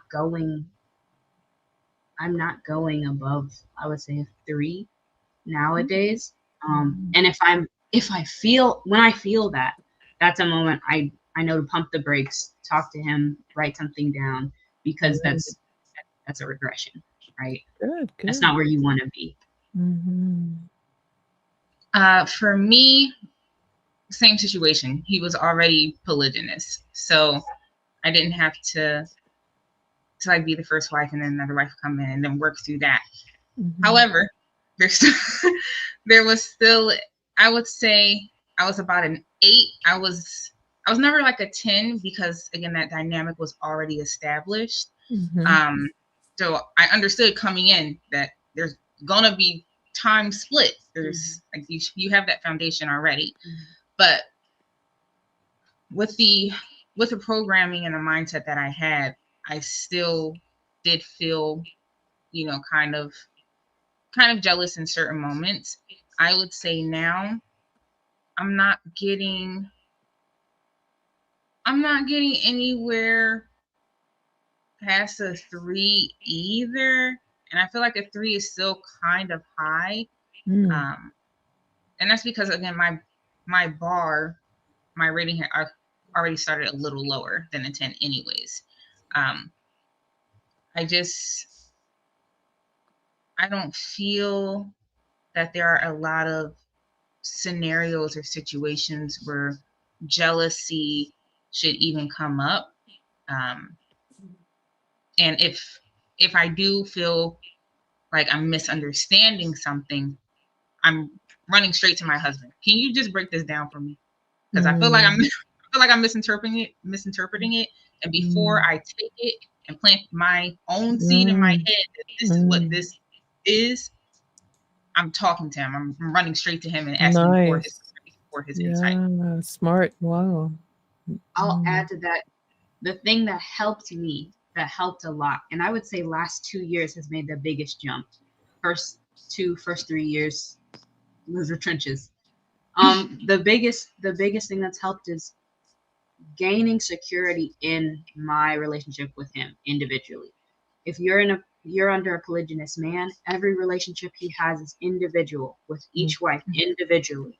What's happening in her relationship with him is not affecting my relationship with him, and vice versa. My relationship is not affecting her relationship. So personally understanding that and then believing it and reminding myself that over and over, and then taking time to sow into my relationship with him individually, making sure I'm paying attention to that. That has helped so much. It's helped shift mindset, helped shift focus. Very That's the good. word. Yeah. What great advice we're getting tonight. Wow, I'm really getting blessed by all this. Y'all wanted to go? Yeah, go. So I think, yes, you do have to learn how to identify when you're feeling it. I think I remember sitting both of them down and saying, okay, at first, you're being, because she asked a lot of questions. And so she would ask me, like, do you feel jealousy or do you feel different things? So that like we can walk through and hatch them out. And at first I was like, no, I'm fine, I don't feel anything, and then there was a point where I was able to identify, oh, this is me feeling jealous, and at the time I realized I was struggling with feeling jealous of their friendship because obviously they've been together 20 plus years, and so I set them down and I just confessed it to them, like, this is how I've been feeling, and then I learned to establish my own method of walking myself down from that. So first and foremost, it is understanding that I don't own this man. Like, so I can't be jealous. Jealousy denotes ownership, And it took me to understanding, okay, what I'm feeling is envious. So I want what she has, which is, that's a good so I learned how to, remind myself that I only want what the Most High has for me, and the Most High is giving me what He has for me. And if I don't have it, it's because He hasn't allotted for me to have that. And a lot of times you can look throughout script where people have wanted something that didn't belong to them. And then when they got it, it was detrimental to them.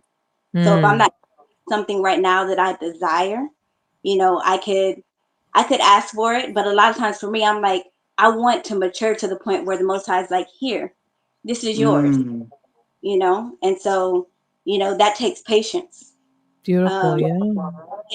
Cultivating your character, and growing in areas, because I may not be in a place where I'm ready to receive what I desire. So that has worked for me. I do think I have a different perspective. I do think our relationships with our ish, even though they're separate, they do affect the relationship with the other wife. And so I think it can in different ways, and it can be important to be like aware of that, because then I govern myself in a way with my ish that is respectful of his relationship with his other wife, because I understand, like, I mean, it's like it wouldn't be realistic to think that I'm going to get in an argument with my ish, or, get into a spat or whatever, and then it's not going to affect her time with him, and that's something I had to learn to, like, okay, maybe this isn't the time to talk about this thing because he's about to be with her, and I'm going to rile up emotions or whatever. And then, he may be thinking about a conversation he had with me while he's with her. And so because I want to respect their time, I'm like, okay, Yeah. I'll wait till my time. Mm. Yeah. I'll Mm. affect my time and do my due diligence to not affect hers. And that took time to understand and really grasp that that's how you love your sister. That's how you love your brother. Wow. You know, Mm. you That's got it's heavy. important to consider those things. So Yes, That's I just want absolutely. heavy. Isn't it? Wow. Oh my goodness, Hey, that's I will. heavy. Mm. Oh, sorry. Go, go, I go, just want sis. to Go, say, go. absolutely, Zay. You said great things. I agree with everything you said. I will Wow. say that shows you have a level of selflessness because Mm. you and you're self-aware because you're aware that if you're doing certain things or saying certain things, that's going to make his thoughts, you know, not good, and you know Mhm. he's about to spend time with another wife, you want to be mindful of when you're bringing that up because Yeah, that is ultimately going to affect his mindset going into his time with this other wife. because he loves you. So yeah, He loves and cares for you, and you right, just got to consider that. exactly. Yeah. Yes, absolutely. And um, I'll say for me, of course, I had to deal with jealousy. Um, I have a lot of love and for my Ish. So in the beginning, I was like, what? Like, what? It took a lot of growth there to be able to tame the beast, is what I call it. To put that down, because the scriptures say that anger is cruel, but who can stand before envy? It's Mm. one of those. It's not a balanced scale, because if you're jealous of the other wife, it's not. It doesn't matter what she does. You're always going to find a fault. You're always going to be upset with her. You're always going to find something to be contentious about, with her, because you're not necessarily looking for shalom. You're letting envy rule your thoughts and your perspective on how you view things. Um, yes, and to the other point with what Yazayeth and Comedy were saying, I think that does play a big part too in how polygynous marriages come to be. How it transforms from monogamous to polygynous. That a lot of women want their ishas to coddle their feelings or their insecurities in a way Mm. that makes it, like they're sabotaging his blessing, her blessing, and even your blessing, even though at the time you may not see it that way. You know, Mhm. um, and it's very Mm. dangerous. It's a very dangerous thing to do, because I was explaining to my Isha the other day. It's like if the Most High is saying he doesn't have an issue with polygyny, he doesn't have an issue with this at all. As a matter of fact, he even told Dawid, if you wanted more, I would have gave you more. So Mm. he's completely not against it. But if you position yourself to be in a place to be, aggressive toward the idea of it not becoming polygynous in any kind of way, you're making yourself opposition of where the Most High stands, which makes you an enemy towards him. And you not gonna stop him. He gonna run right over you, and that's the Mhm. way to be. You're not gonna win that war. So Mm. any like women out there that their issues is entertaining being polygynous, maybe he has someone that he's courting, I advise you to please, please, please do not make yourself an enemy toward the Most High. Be very careful with how you Mm. express to him what it is that you're feeling and discussing that respectfully, because the Most High will hold you accountable for everything that you say and Wow. in the way that you are being evil towards your Mm. sister. Mm. Wow. Yeah. Yep. Wow. I'm looking at the right side of my screen. That's profound. Like it's we're talking about sabotaging, eh? That's a whole episode on its own. But a lot of times, our brothers are not even able to explore because the wives become a handful of sabotage and keep him busy with fights and all that stuff. Wow. Hmm. Yes, this was a big question, right? Hmm. This is the jealousy question, the feeling of inadequacy Mhm. with the sisters. And man, we we doing that just if I man look at somebody in the street. If he do a a move like this, we lose it. We lose Mhm. we lose our mark. I've been there. I'm telling y'all, I've been there, and it's like it's hurt. It's like it's something against us, and it's all mental. It's all what we carry in our heart. It's all the things that we really haven't worked out of our hearts.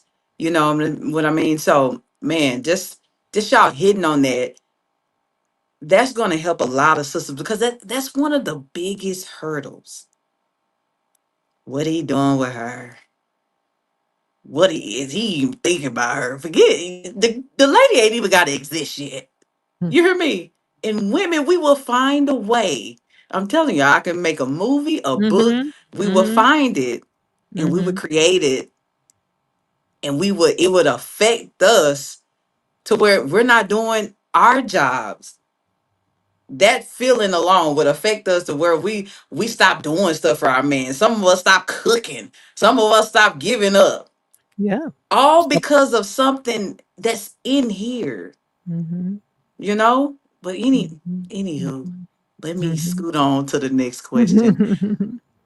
Then this is a good one for me because I just discovered um who created the vows, the regular vows that we say now, and what I've heard through the many weddings that I've been to, right?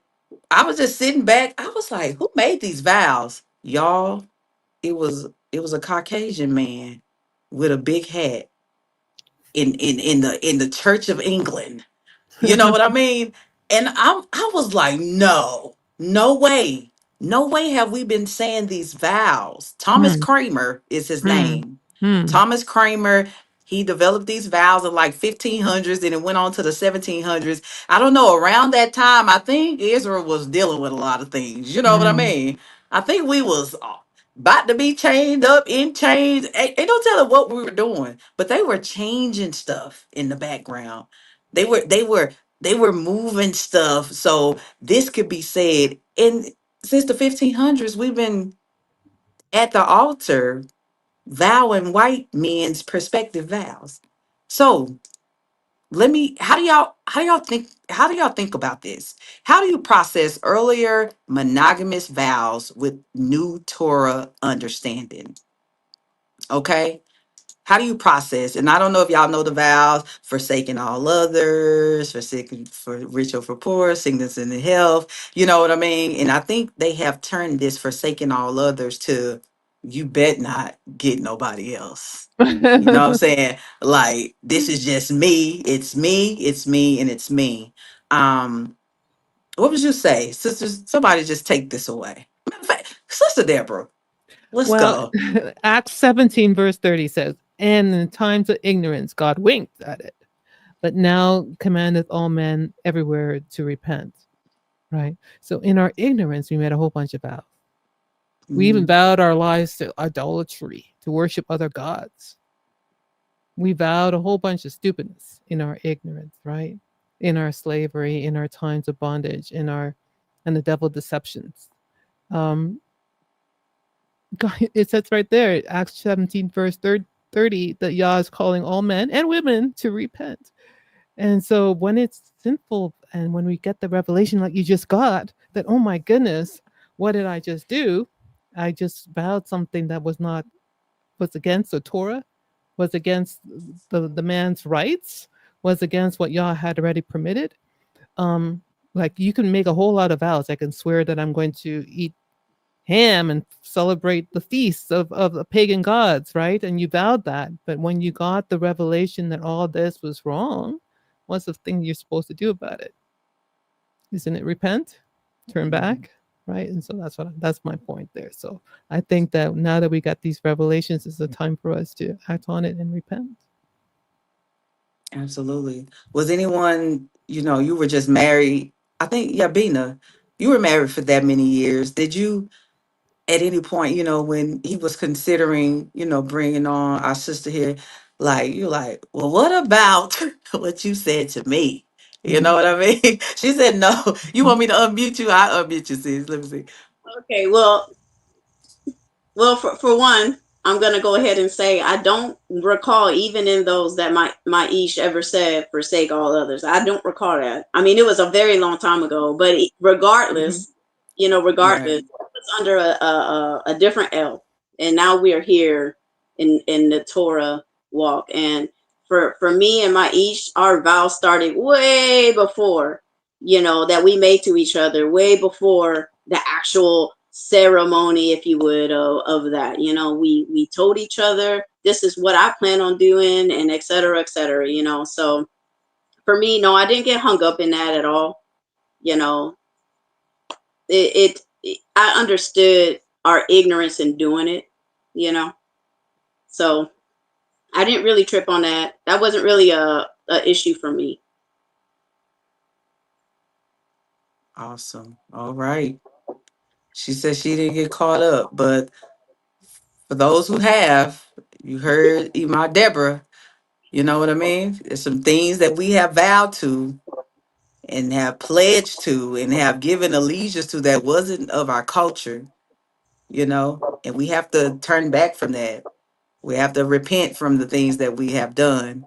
Um, man, it's another good one here. These are Could I say this one more? section. Could I Go say one ahead, more? sis. I just want to take this opportunity though to say that you know the Most High, in His love for us, He knows how we are. Talking about women, He gave us a measure of protection and forgiveness for the things that we say out of our mouths by our Father, and then later by our Ish. If we say something and they hear it in the same Mm, way, they can mm. take that away. You're talking crazy. I don't agree with that, and we're not held to it. Isn't it But when it wonderful? Yeah. Yes, yes, but Mm, when it comes to men, there is none of that.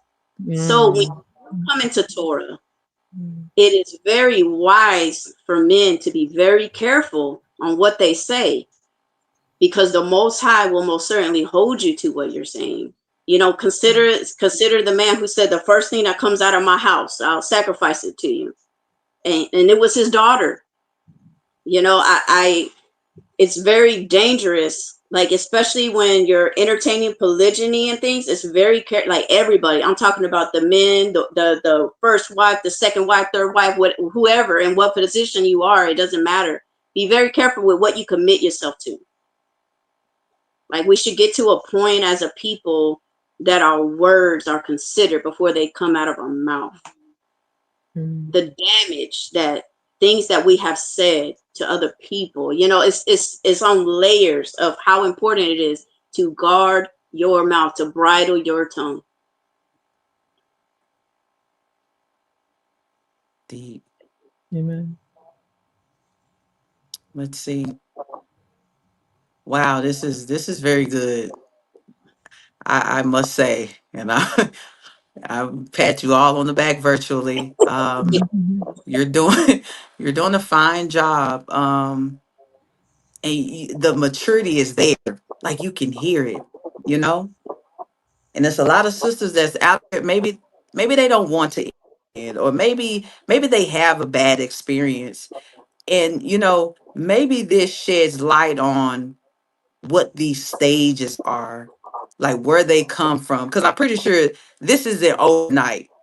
Don't ever think this is gonna be microwavable. Okay, Mhm. this is something entering into. But when we say we get into this walk, I see that we accept the parts that we like, and we don't fully get everything. We just accept the parts that we like. You Mm. know, I'm gonna talk about the stages. This is another question. What stages do wives or women go through emotionally entering polygyny? I know we talked about jealousy. And we may have answered it already. Is there any stages besides jealousy um, that you all have had? Are there any more Yes, emotions besides jealousy? Yeah. yes, yes. um when it comes to like the first wife, I think that the consensus that I kind of hear from talking to women is this stage of embarrassment. And I think it comes from like the teachings that we grew up hearing. Like, if you don't do it, someone else will. You know, these type statements and things, that it brings a sense of shame that they carry because they feel like they were inadequate, that he needs to have more, you know. And I think that's a hurdle that they have to overcome, you know. And there should be no shame in walking out the culture the Most High gave us. There's nothing to be ashamed of. You know, he gave us a beautiful culture to walk out. So that's just something that you got to like rewire your mind, because it's not righteous to carry a shame and carry that. That's not, you don't see that in Torah where that teaching is even there. So there's a lot of women even who come into Torah and they don't want polygyny. So they're like, if I do everything right, you know, then he won't be polygynous. And that's not true either.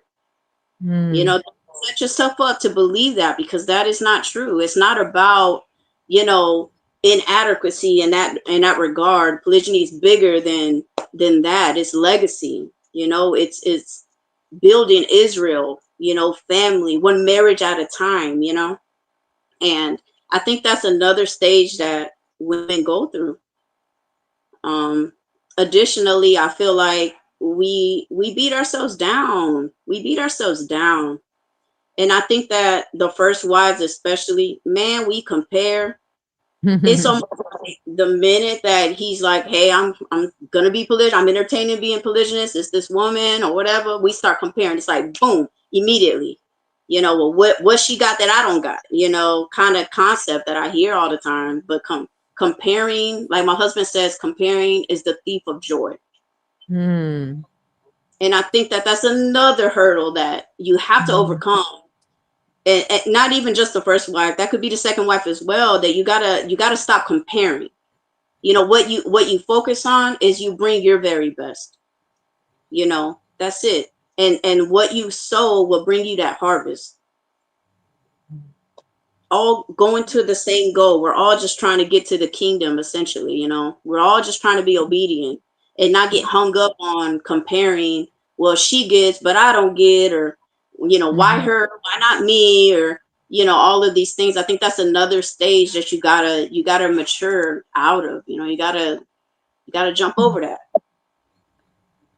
Okay, I will add to that. Oh, sorry. Was someone about to say something? I was going to say another stage, but you feel free. Okay. No, I just wanted to jump in where you paused, because that's comparing it'll jack you up. It'll mess you up if you're so focused, because you will be focused on what you think she has that you don't have, or what you think that they're doing that y'all aren't doing. You focus on the wrong things. It can happen.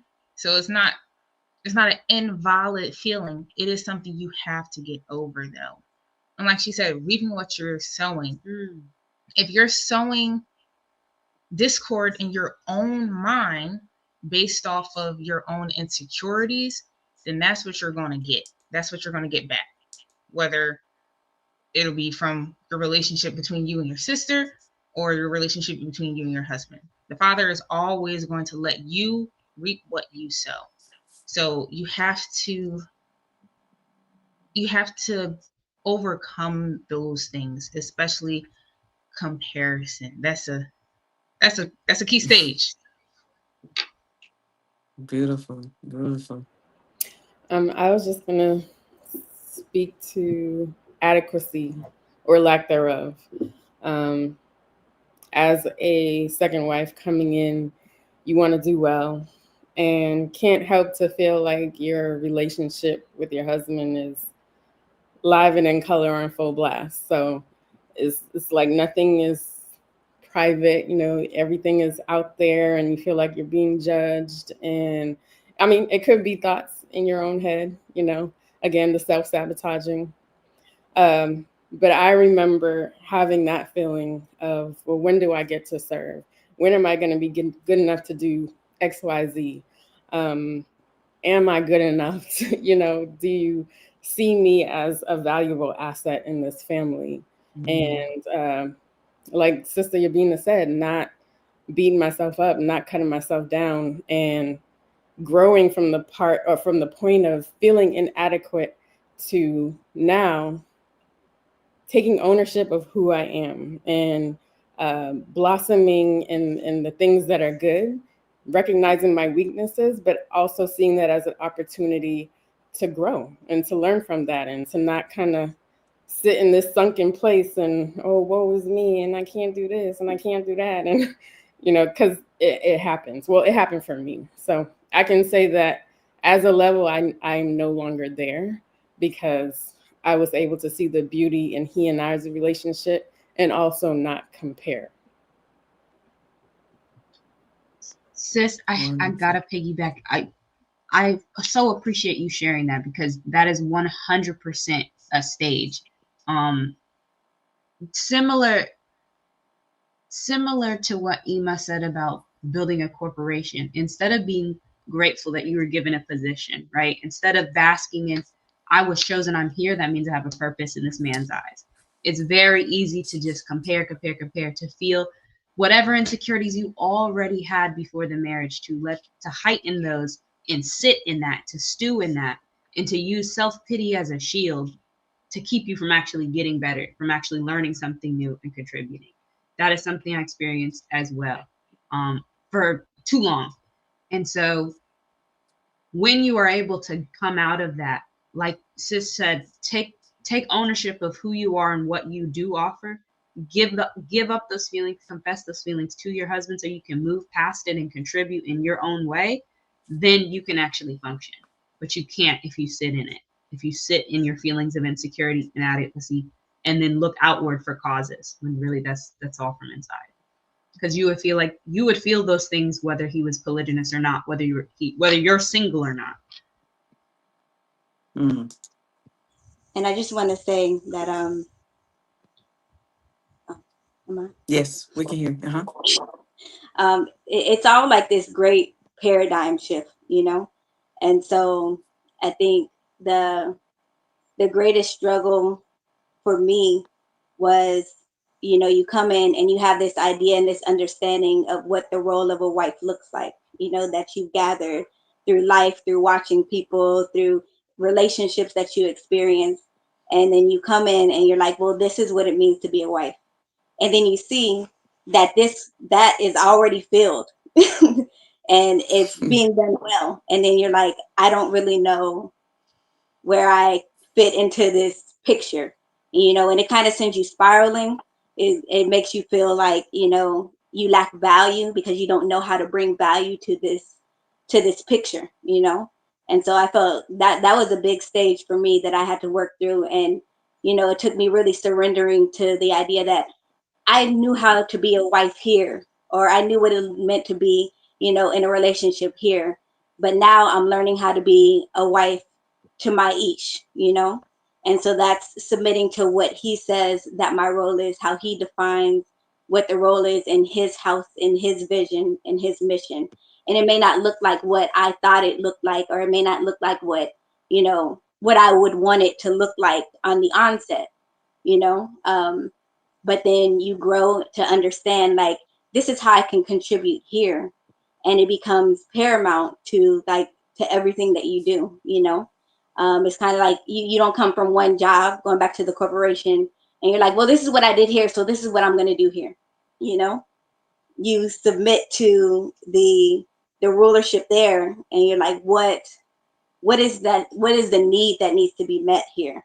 And that's what I'm going to do, and then that's where you get your fulfillment from. That's where you get, feeling complete from. So that's a stage as well.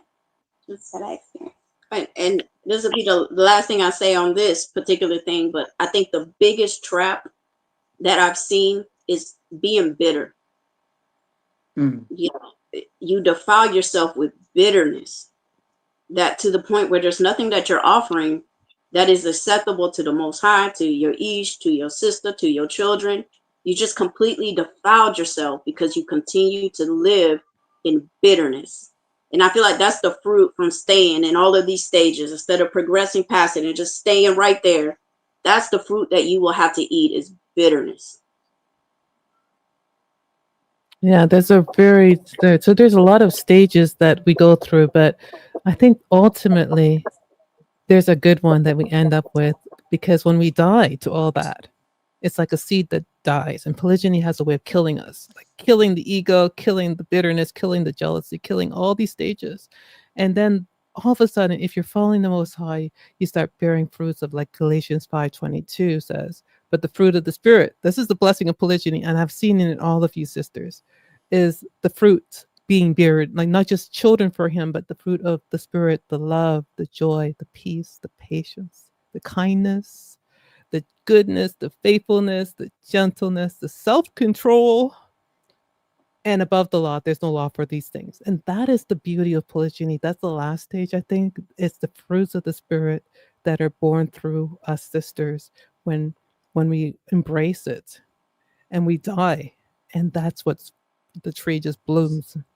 So it is a beautiful end stage. Do you guys agree? That is ultimately a beautiful thing. So it's not all negative things, but there's a positive at the end. Mhm. Oh, praises. Kabesalet, this is for you, my sister. How do you maintain, my goodness, how do you maintain joy, peace, and shalom in your household? And before she answered, let me tell you, they house so peaceful. Like I'm telling you, it's like, ah, like take your shoes off before you step on the Most High's floor. It's a Like holy ground, really? it's Wow, the really? it is it's so peaceful. Like every time I go there, it's Mm, just like you can hear the peace. You can just mm, hear it. It's mm. they've worked on it such a lot. Go ahead, sis. I think ultimately the head of the house sets that foundation. Um, you know, he's the one who sets it up and sets the vision for the family. So I mean, if you love your husband, you're gonna do your best to follow that. Um, and also it's also remembering Torah and what the Most High commands us to be with one another. Mm. Um, so yeah, it's a lot to consider too. You got the children that are following you that you have to set an example for. So it's considering those things, and again, um, it's coming out of yourself, you know, for the greater good and for the vision of the house, and you know, to keep aligned with Torah. That's how you keep it. Anyone else? Yabena, that's you? Can you bring up the question? Okay. I'll add, even just on I'll say a smaller level, you can, as a woman, as your own person, you can find joy in just things that you do randomly. I make music. I find joy in making music. There's things that can bring you your own happiness, even in polygyny. It's okay to enjoy your own separate things. Um, my shalom comes from my family. To be shalom is to be complete, and I feel complete when we're all a healthy, happy, singular unit.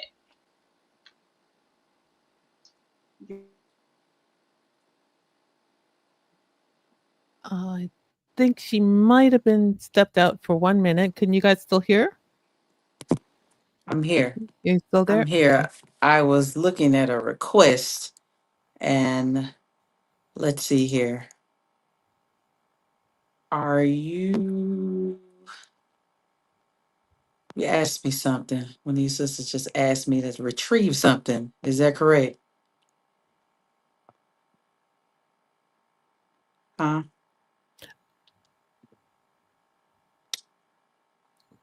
I don't know. Everyone's on mute. No, I don't can I Yes, don't know if anybody did. Can you cam up right now? Because we can't see you. yes, Yeah. Okay. I'm here. All right. Okay. Someone asked me to get something, and I It's a question in the chat that popped up. It said, "Could you please explain the definition of the word providing? Also, should I The the I think it the says the man. the man be the sole the provider. mhm. And if a man feels he should have another wife, is that decision believed to be led by Yah? okay. So I guess that could fall in our finances section, right? The providing. Um, Go ahead. Go ahead. You want me to highlight it? This is what you want, right? There you go. Yes, Oh there we yeah, go. there we go. Yeah. Okay. So this actually comes up a lot where it's a reason that women say their ish can't be polygynous. If you can't provide for me my own house, if you can't provide for me in these ways, then you can't be polygynous because that goes against scripture. Um, when it comes to the man being the sole provider, it doesn't have to be that way. You know, at the end of the day, like you say, it works, right? It's about reaching the goal that the house has. It doesn't really matter who's working, who's not working, as long as you reach the goal for the house. If everybody has to go to work, then you do that because it's about building a legacy. It's not about getting caught up in who brings the most money and believing in yourself that makes a difference in your position in some way, form, or fashion. If you bring this amount of money, that now that changes how you're supposed to submit to your ish. That doesn't change anything, at the end of the day. It doesn't change anything. It doesn't have no bearing on whether he's polygynous or not. Now, what I will say is that men that are walking in Torah should be righteous in knowing what they can handle and what they can't handle. I think that's just being a good steward of what y'all gave you. But I feel like women try to manipulate that and try to cut down their ish and being like, well, you're not a good provider, and that's why you can't be polygynous. And Mm-hmm. it's a community mindset, right? So like I want to do whatever I can to contribute and to bring value to the household. So I'm like, whatever you need me to do, it isn't a matter of like, do I want to work? Do I not want to work? That's not the question. The question is like, what do we need? Like, what needs to be done? Then I'm going to be willing to do that because I desire to bring value to this household. I desire to push forward the vision. So, and I'm going to do whatever it takes to be a part of doing that. I'll jump. Ooh. Go ahead. No, I just wanted to jump right on what she said. When, oh my gosh, what was that? We had lost, I'll just say we lost the car.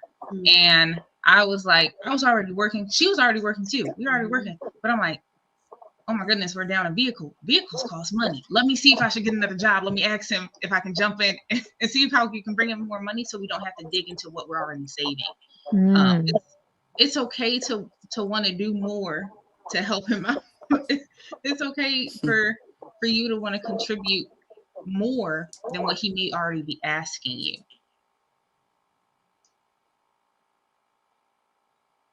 It's beautiful. Sister Kabesalik, go ahead. I think that provision from a man is a lot more than just finances. A man can provide for you emotionally, spiritually. He's giving you the word. He's teaching you. He's guiding you.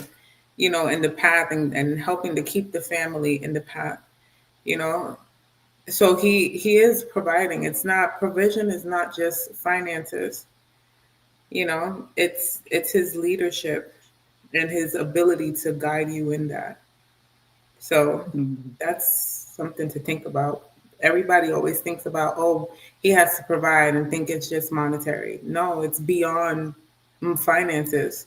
Because what if something happens to him where he can't provide those finances? and Mm. everybody else in the house does have to pick up the slack. Mm. Is Mhm. everybody may be like, oh no, I'm a wife, I'm not going to do that. Yeah, forbid. No, like everybody has to put their part. It's more than just finances. Um, so yeah.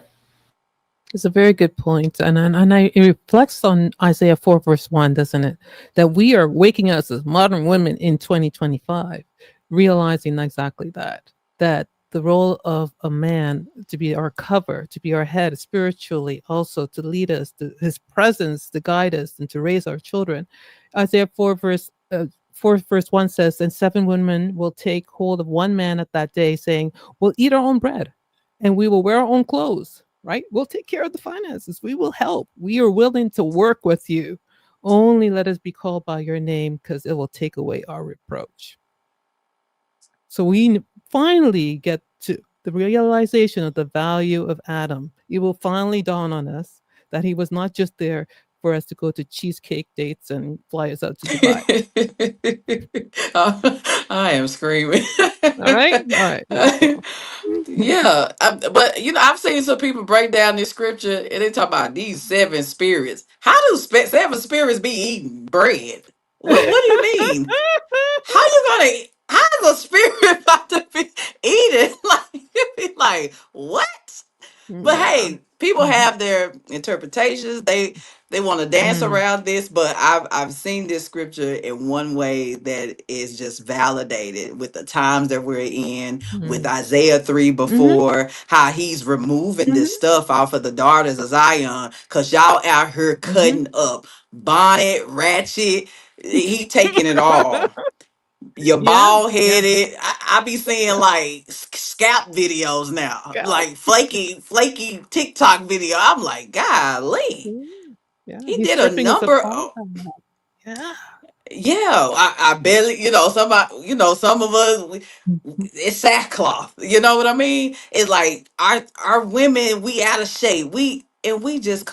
We just got so much going mm, on. He said he mm, gonna remove all that. He gonna remove mhm, all that beauty. He mhm, about to mm, expose you to where you gotta be real humble. mhm. You said, you know what? Forget it. I ain't got to be the first or second one. Just let me be in the number. You know what I mean?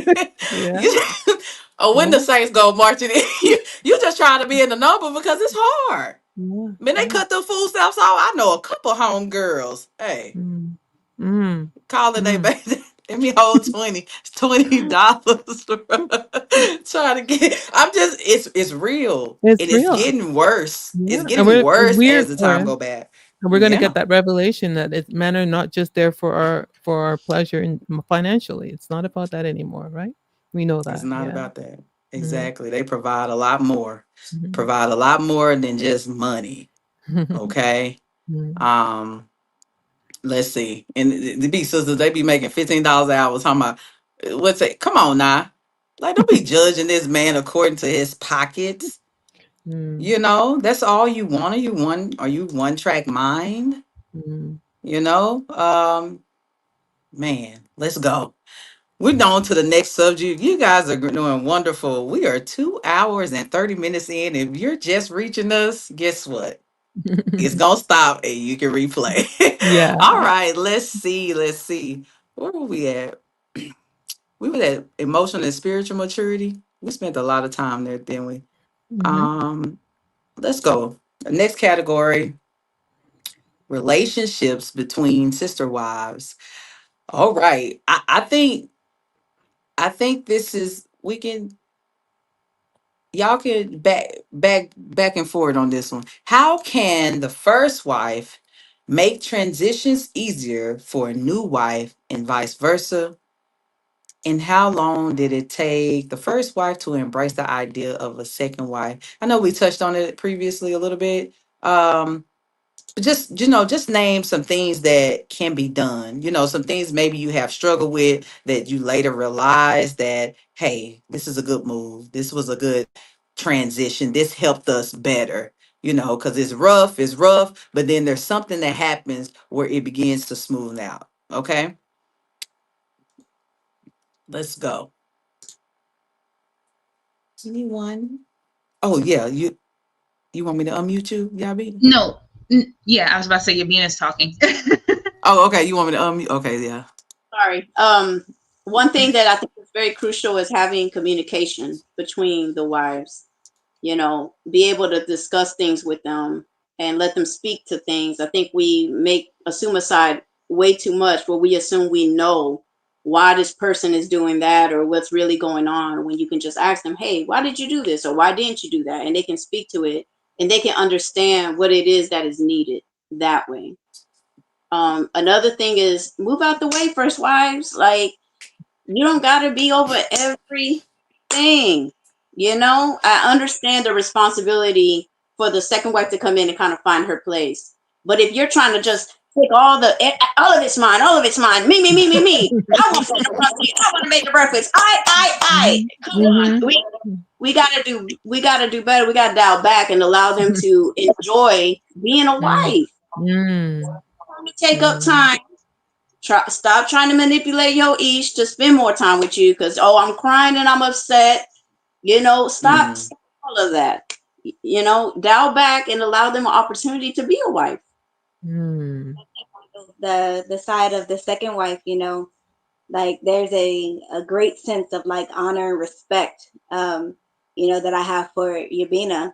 And so for me, it's like recognizing that this is challenging for her, and so there are many times where I'm like, no, you take it, like, I like, you've been here 20 plus years, like you ride in the front seat, I'm gonna sit in the back, like we're fighting over the back, just trying to love and respect each other, or like, figuring out who's gonna serve them dinner. I'm like, like this is something that has been special to you, so, and then she's trying to give me an opportunity, so it's like it's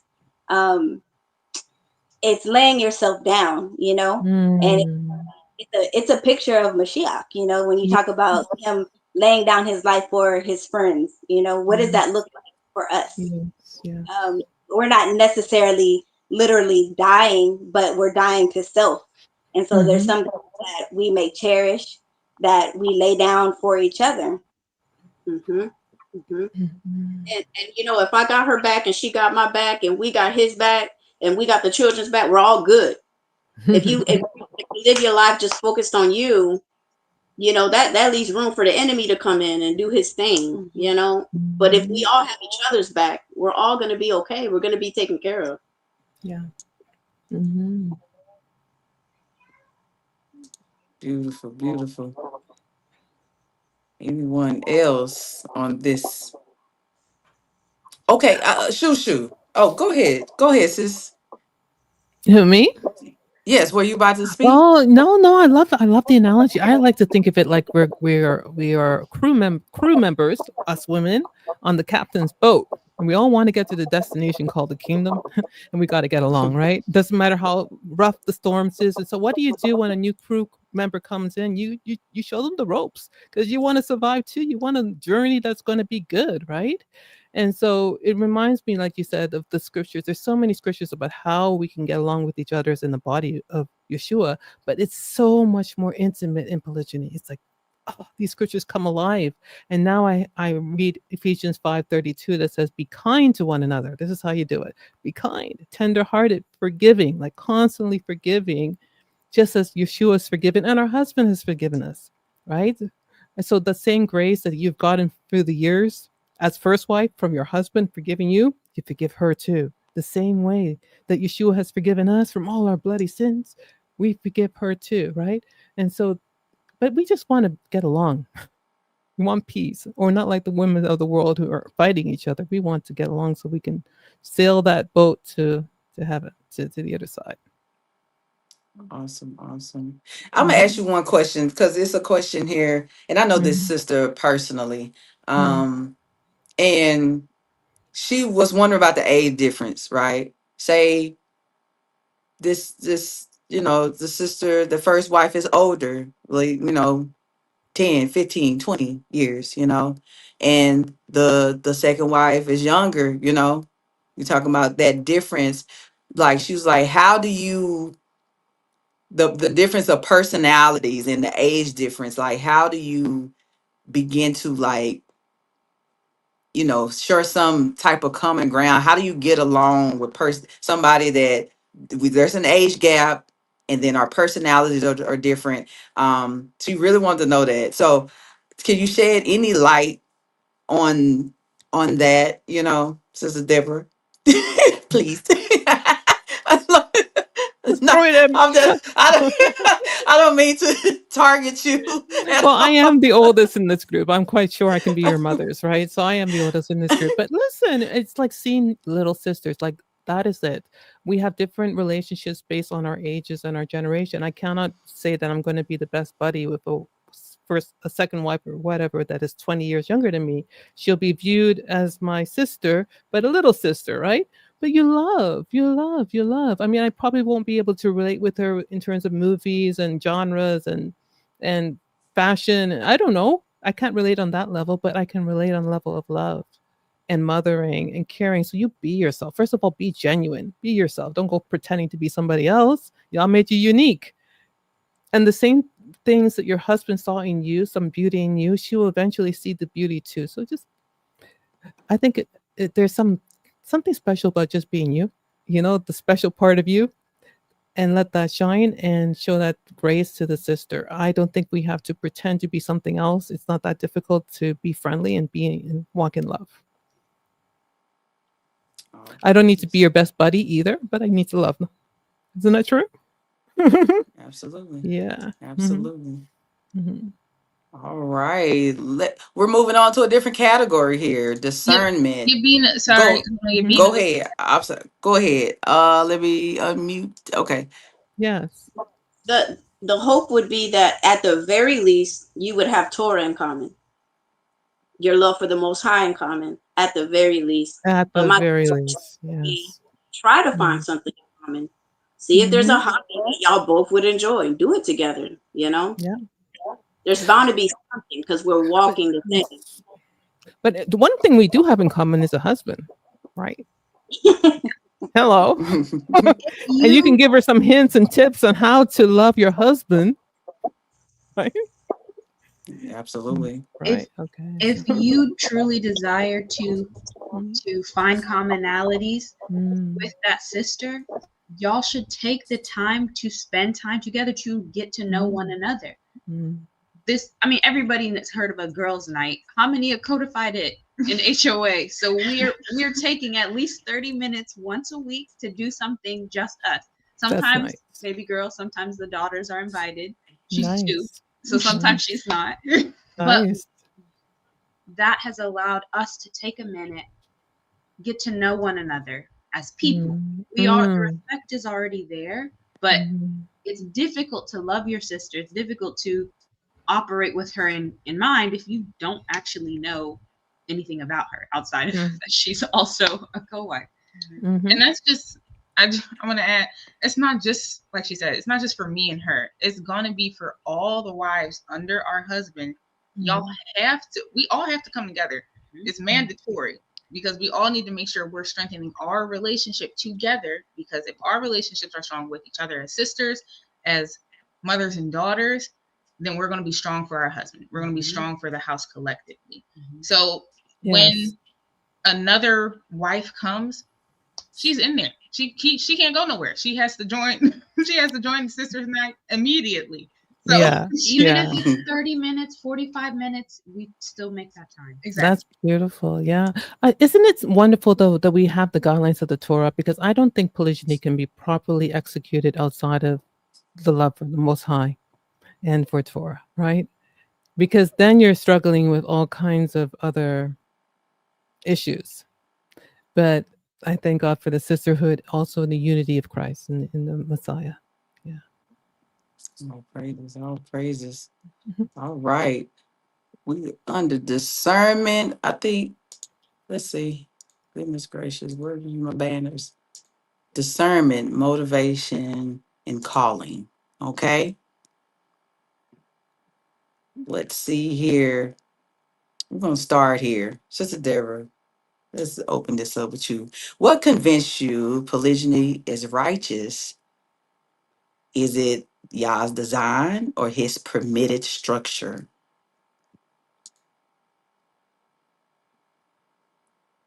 think you're muted. Yeah, that's a double question. And I don't think there should be an or in it. It is Yah's design and it's his structure. Because I see reflected all over in the whole Bible from the beginning to the end the analogy of polygyny. One Yah with many nations, with many people. Yeah. One Messiah with all the brotherhood, all the assembly. One body with many members. It's reflected in nature with the way the animals operate. So when we look and reflect on nature, we see the same thing. So I grew up in a closet polygynous culture where it was very much normal and natural for me to see the love of a man having grandparents who had more than one wife, and how that was possible. And so the Bible says to look at the nature, look at the animals, look at the way that things operate in the world. So it was very much in me to see that that was Yah's design. Then when I came to Torah and I actually saw it in the Word, it became very easy for me to embrace that as an option that a man can have. It's like having one sheep, and it doesn't. A man is made to be a shepherd, and I saw that because my father was a minister growing up. He was considered the pastor of many spiritual sheep, right? And I wasn't jealous of the fact that he had other spiritual daughters that literally didn't come out of his groin, but he treated them like his daughters, and my mother like her daughters. And so polygyny is always part of our faith, even if we don't want to admit it. We have been living that life of sharing and of serving like that. So Awesome. All right. Okay, sorry, I was late to my microphone button. I do want to add that's a great perspective and insight, Ima, because my father was also a minister. So my mom also treated the other daughters like to this day she still acts the same way. She still acts the same way. She's a very, very generous, very kind woman. I aspire to get like her on her level. Isn't that beautiful? Yeah. She was always ready and jumping on the opportunity to be able to serve another family, even though we're a monogamous family. So it was easy for her to just, these are children, and these are children we're all collectively in a community with. I'm going to treat them like my children. Yep. So that was a good point to bring up. Hands up to the PKs there, all the pastor kids. I believe my other sister's another pastor kid over there. Sister, Yazette. Yeah. Awesome. Shoshana from the House of Lecture. What if you disagree with your husband about adding another wife? Can you disagree? Do you think you would disagree? What would you say? What says you? What said the Most High? Very interesting question. So I purposely take time to put myself in the position of hearing the words, "Hey, I'm considering another woman to come in." How do I need to set my spirit? How do I need to be receptive? So for me, there is no disagreement. Again, I don't have ownership. I'm not the head. I'm not the leader. And I'm serving him. I'm serving his household. As a woman and, tapping into the flesh, of course, it's like, I don't really want another to come in, but that's not up to me. But if I'm looking to Torah, then I have to love her just like he loves me, just like Abba loves me, just like he loves his other wife. And I'm called to do that as well. Not saying that there won't be any challenges, not saying that I'm not going to go through all those stages, but he accepted me into his life as well as my sister. She accepted me into her life. So I have to do the same for somebody else. Indeed. Okay, I got you, sis. I got you. Go ahead. I cannot think of a greater compliment that you can give your ish than to be open and receptive to him having another wife. If you're looking at your ish and you're saying you're a great man, why wouldn't he pick up your sister who's in the mud and bring her Mm. out of it? You know, why would you think that no other woman would entertain or be willing to link up with him if he's righteous? I just don't see a greater compliment you can give him than to trust him in that process and be happy for him to extend, to expand. Mm-hmm. That's beautiful. Mm-hmm. Indeed, indeed, indeed. Let's see. Kabesale. What would they say? They say, Kabesale, did you choose this out of loneliness, conviction, or calling? Was you because I heard they say polygynists is oh they desperate.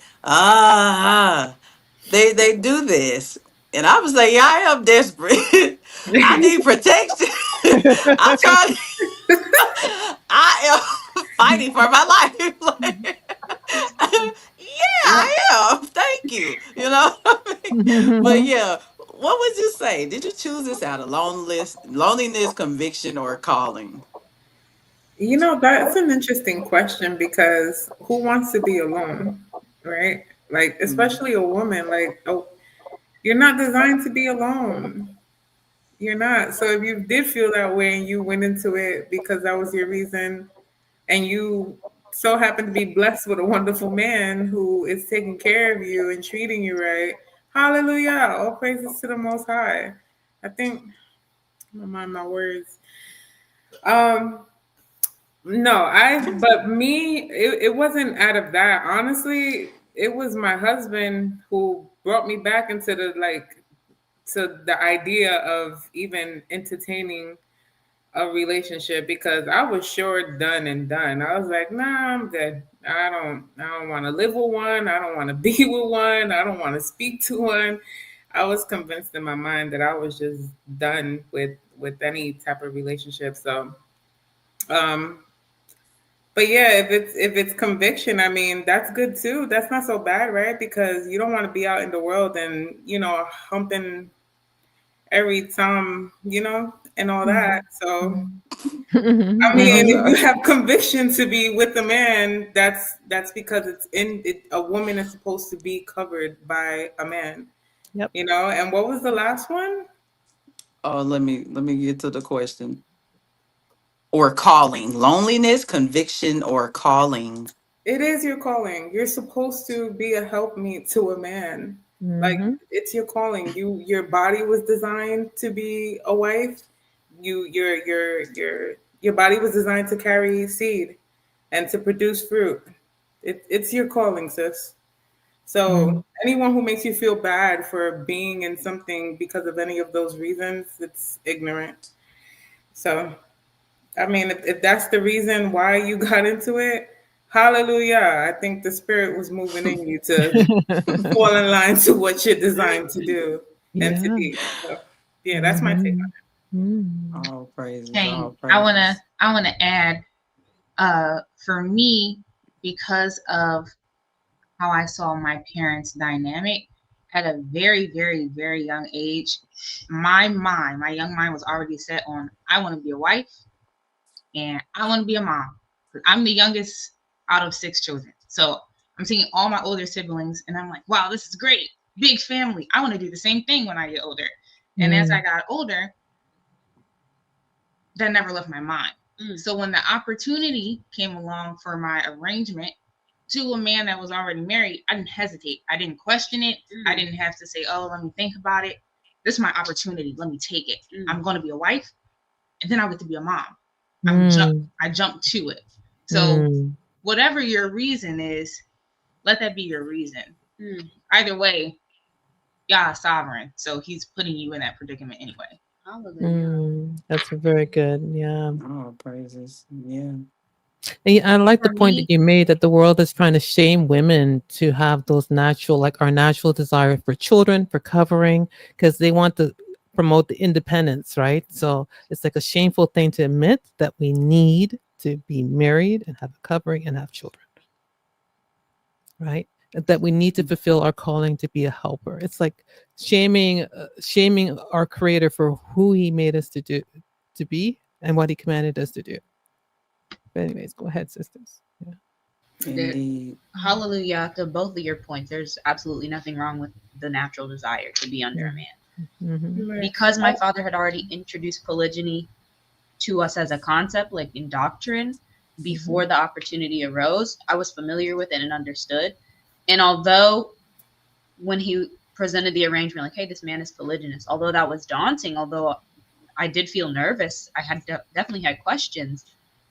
There was too much fruit that my husband had produced, too good of a reputation for me to be like, well, polygyny is a deal breaker. No, no, thank you. There was too many good qualities that anybody, frankly, any woman would desire in a husband. So it even from a logical standpoint, feelings aside, it made no sense to say, oh no, that's not for me. And frankly, if I were in the same position today, or if my daughter was in the same position, I would tell her to expect a man that her father's picked out for her to probably have a wife or wives already, and be okay with it now.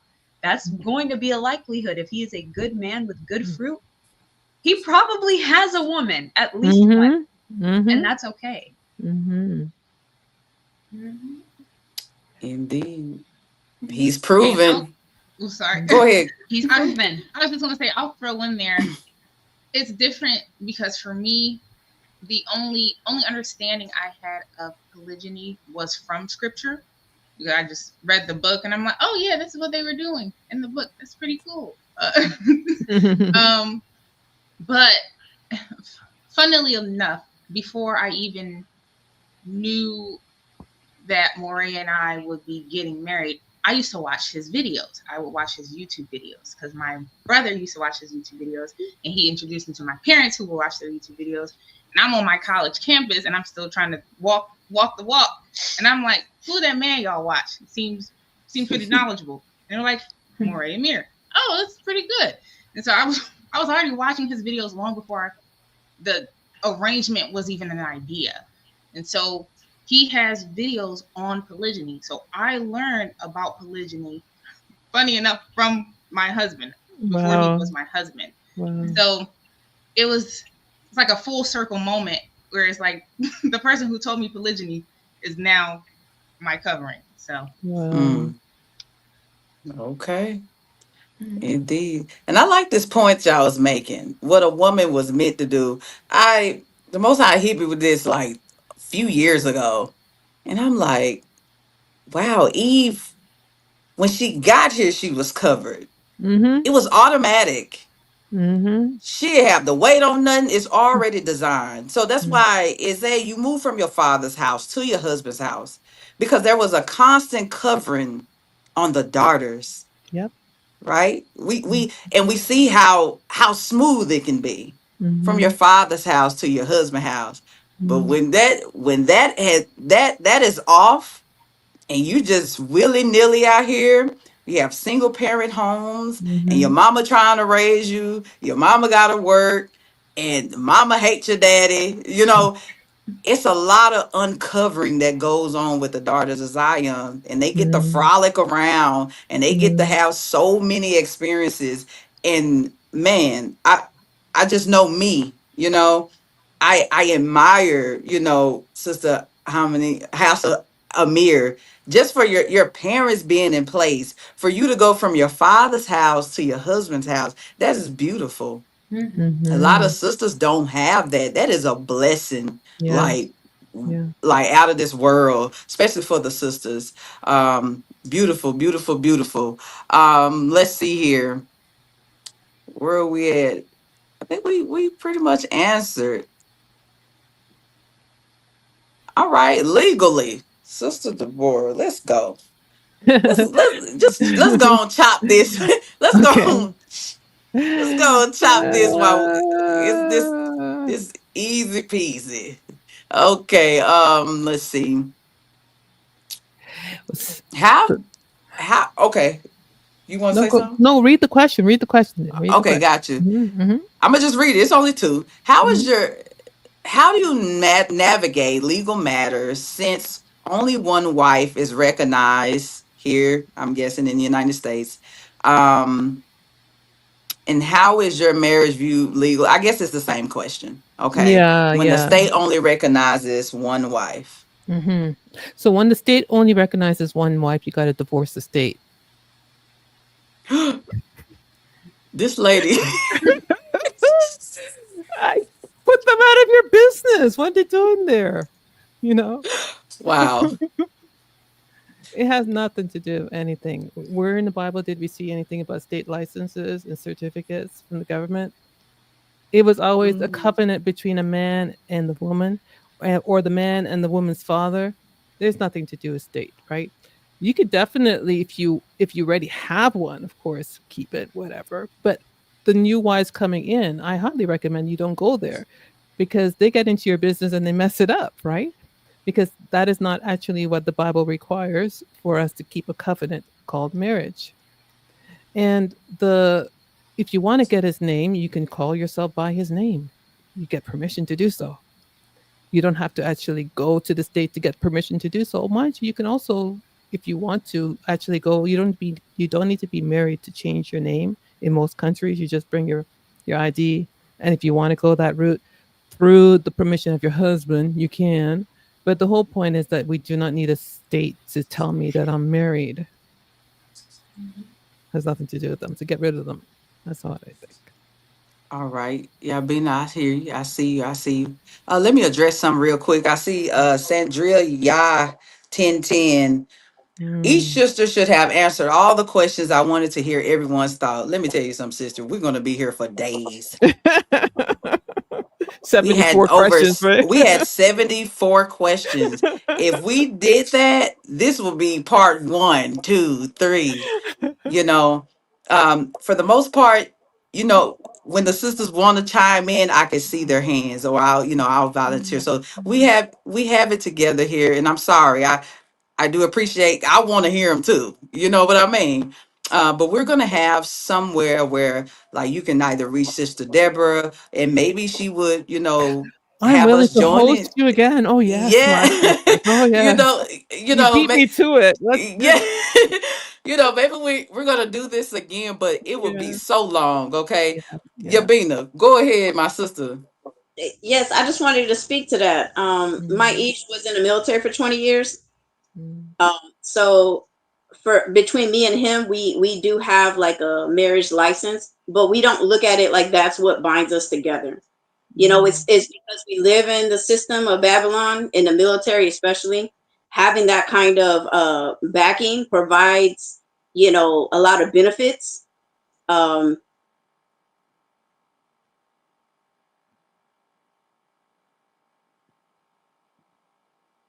They froze. I think their internet might have froze up. Yeah. I wondered if they had a So you'll computer. just need to Okay, sign out, and come right in, come back in. Just pop out and come back in. It okay. should be Let me okay. see. Mm-hmm. Oh, her thing is even froze. Let's see. Mm-hmm. Mm-hmm. Oh, okay. that Okay, remove. Oh, no, no, no, no. They're here. They're back. Yeah, that's what it did is. There you go. Mm-hmm. Okay. Mm-hmm. Were you able to hear me? It cut out at No. benefits. I was just explaining that essentially it comes with a certain level of benefits, to be able to do that. But it's not that makes why we're married. It's just, we're here in the land of our captivity, and it is a benefit, like for my Ish, because he was in the military. It does provide a lot of benefits that come with it, but it's not like that's why, because we have this certificate and somehow or another I'm greater than Zay, or it's nothing like that. Mm-hmm. I'll also add something. There is a something in the law called domestic partnership. So if you do need to do something or Insurance. get something done, yeah, like insurance, um, putting down beneficiary, putting your wife down as a beneficiary without it being a state licensed wife, that's something you absolutely can do. They don't care about how many domestic partners you have. Have as Mm-mm. many as you want. And that's a Mhm. way to use this system that we're under to use it for us. Mhm. That's a good Adding to point. that, there's also a thing called wills and trusts, Mhm. and you can put whomever as your trustee, and you can put whomever in your will. You can put the cat, you can put the neighbor across the street in your Yeah. will or in your Yeah. trust. Yeah. So yeah, it doesn't that doesn't matter. It seems to be there's ways around it, but it's not really a requirement to be considered a legitimate wife. Can we all agree? It's not a requirement, right? So there we go. Right, all right. All right, that was quick. Let's go to our next category. And I mean, this has been great. We're at the bottom two categories here. Um, let's go. Advice for women entering polygyny. Okay. We kind of we've covered that almost in every category, but there's specific questions. Um, let's see here. Let's see. Kabesile, I want to hear from you again. What actions from your husband helped you transition? What actions from your husband helped you transition? Um, as I said before, I already had the understanding that this is the lifestyle he wanted to follow. And so I came in with that understanding, accepting it from the beginning. So, it was just a matter of pressing play and living it out.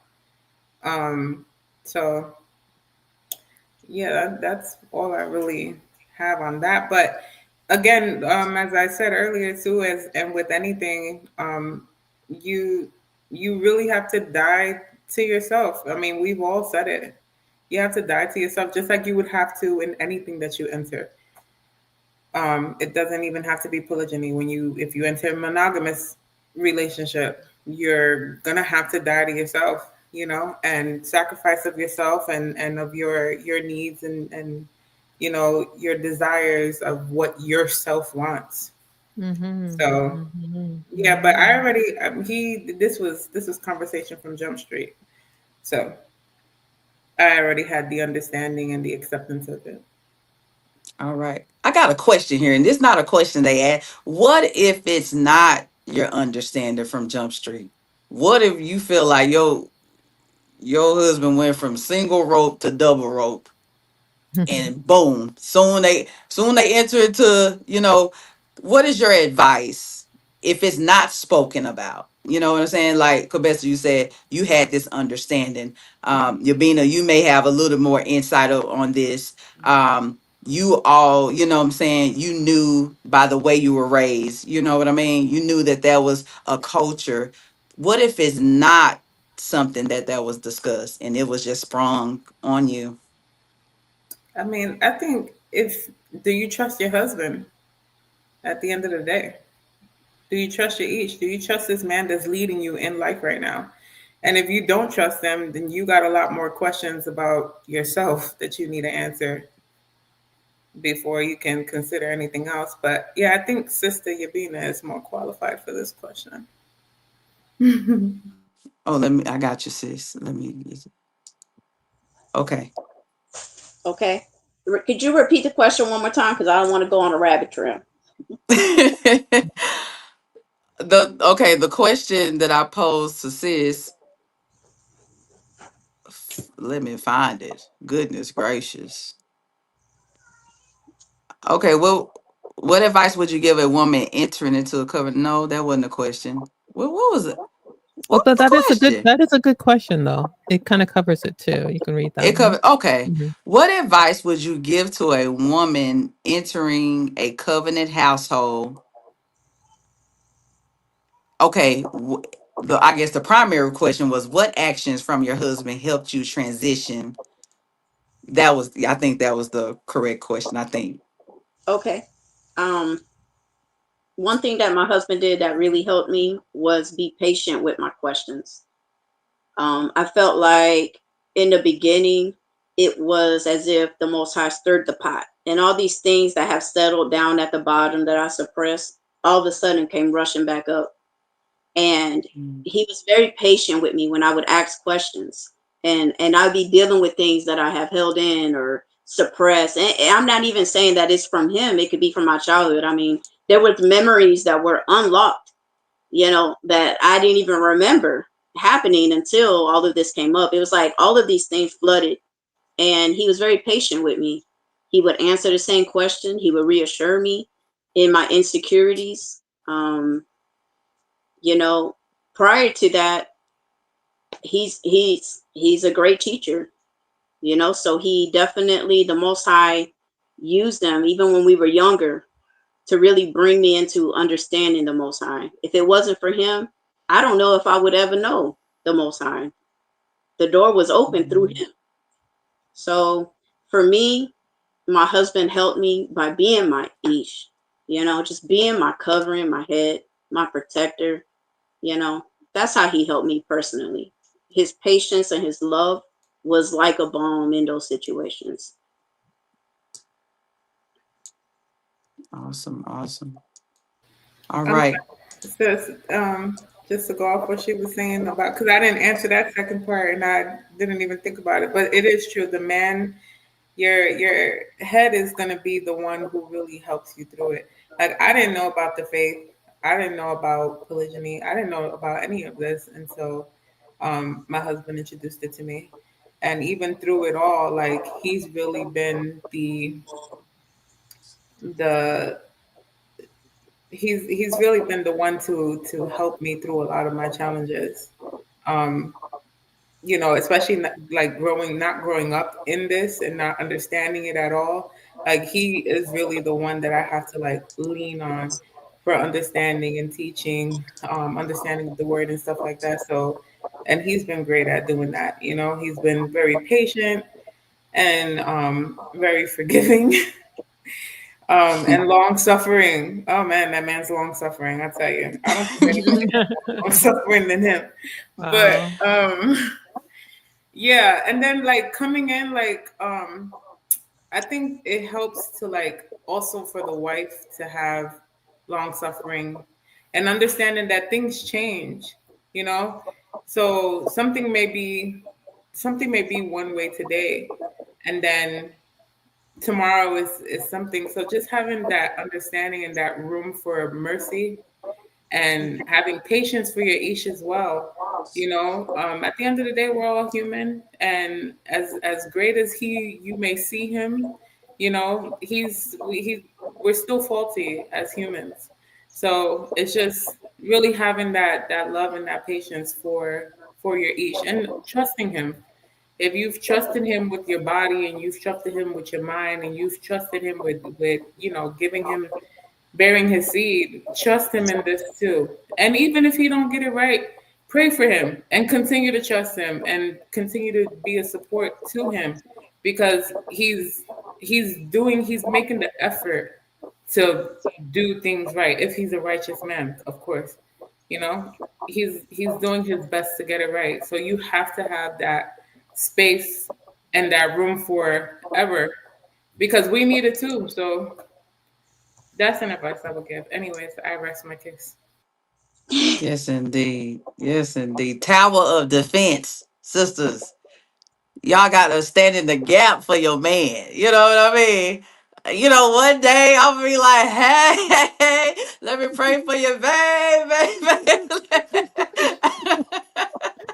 Oh man, this is beautiful. This is beautiful. Sister Deborah, what advice would you give a woman entering a covenant household? What entering advice would you into give? enter into a well, I think we have to learn to submit to your head first. Like you want to practice before you get in there. And I love this quote that I heard from a brother. I think it was Brother Moses in the last episode that sister, brother Yoel had an episode with. But anyway, um, this brother said that submission begins when agreement ends. Submission Mm, begins when agreement ends. And at the moment when you no longer agree with your head, let's say it's your father, because you're practicing to get into a polygynous household, you got to practice submission. It's when you no longer agree with your dad, you no longer agree with your head, but you're going to submit and you're going to go by faith. Even if he's an unrighteous, because Paul says, even if he's an unrighteous head, you still got to learn to submit. I think that is one of the best things to practice and to be prepared to do before you even enter into a polygynous household. oh, praises. House of Amir. House of Amir.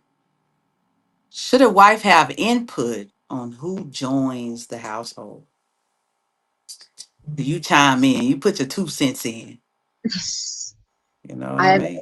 I have seen in households where wife number one had a significant amount of time married to that man. I'm talking 10 plus, 15 plus years, where her opinions were weighing heavily on how that decision was made. Maybe even vetting that the new wife, the young woman.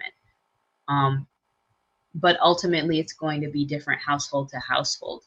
I think it is beneficial if a man asks his wife number one, regardless of how long, what skills or attributes would be beneficial to our house for the next phase? What abilities or like areas can we grow in, or would you want a second wife to possess? So that way, I'm sure he's not handling all the domestic duties. He gets her perspective in what new things the house can, what new areas the house can grow in with respect to a new wife. Awesome. Shoshana, I know your bedtime has come and gone. Shoshana, let me throw this question on you. What advice would you give a woman entering a covenant household? You just put all my little business out there, sis. Dang. She had the church dip, the church chin to chest. My bad. But the advice that I would give is prepare your mind. Prepare your mind. Go before the Most High. Lay prostrate before Him. See what you can repent from. Remove of yourself. Fill yourself with the Word as much as possible. Always, always, if you're in communication with your head, keep that communication alive, because in a sense he's prepping you. He would be prepping you to come into the household. And like Sister Deborah said, uh, prepare by practicing. Practice as much as you can. That way, when you are ready to step up to the plate, you're not stumbling and fumbling. And not to say that that's wrong, because we're going to do it, but you don't want to practice in error, because that creates habits. So you want to have good habits as often as you can. We're going to learn from our mistakes, of course. Mm-hmm.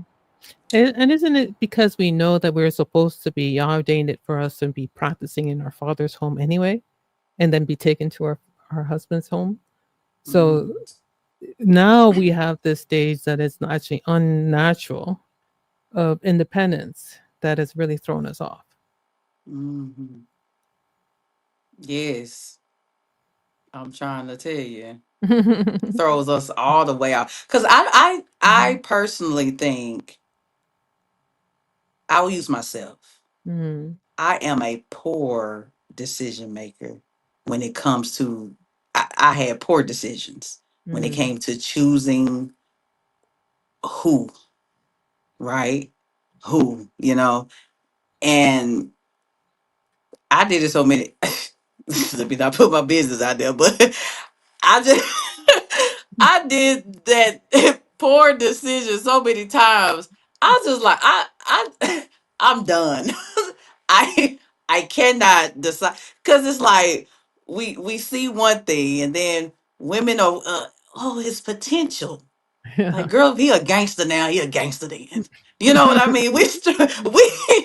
We start going off of things that's not real. Mm, Oh, he tall with a beard, got a swag. mm, No, that's Satan. That's Satan mm, dressed up. Run. mm. But your father is supposed to vet these people. That That's it. man, that's not That's your it. father, your uncle, your brother. They're supposed to vet these Mhm, brothers that mhm, want to take you on. And guess what we do? mhm. We go have secret relationships. We go deal with them separately. Then we want to bring them to Thanksgiving and After, stuff yeah, like yeah. that.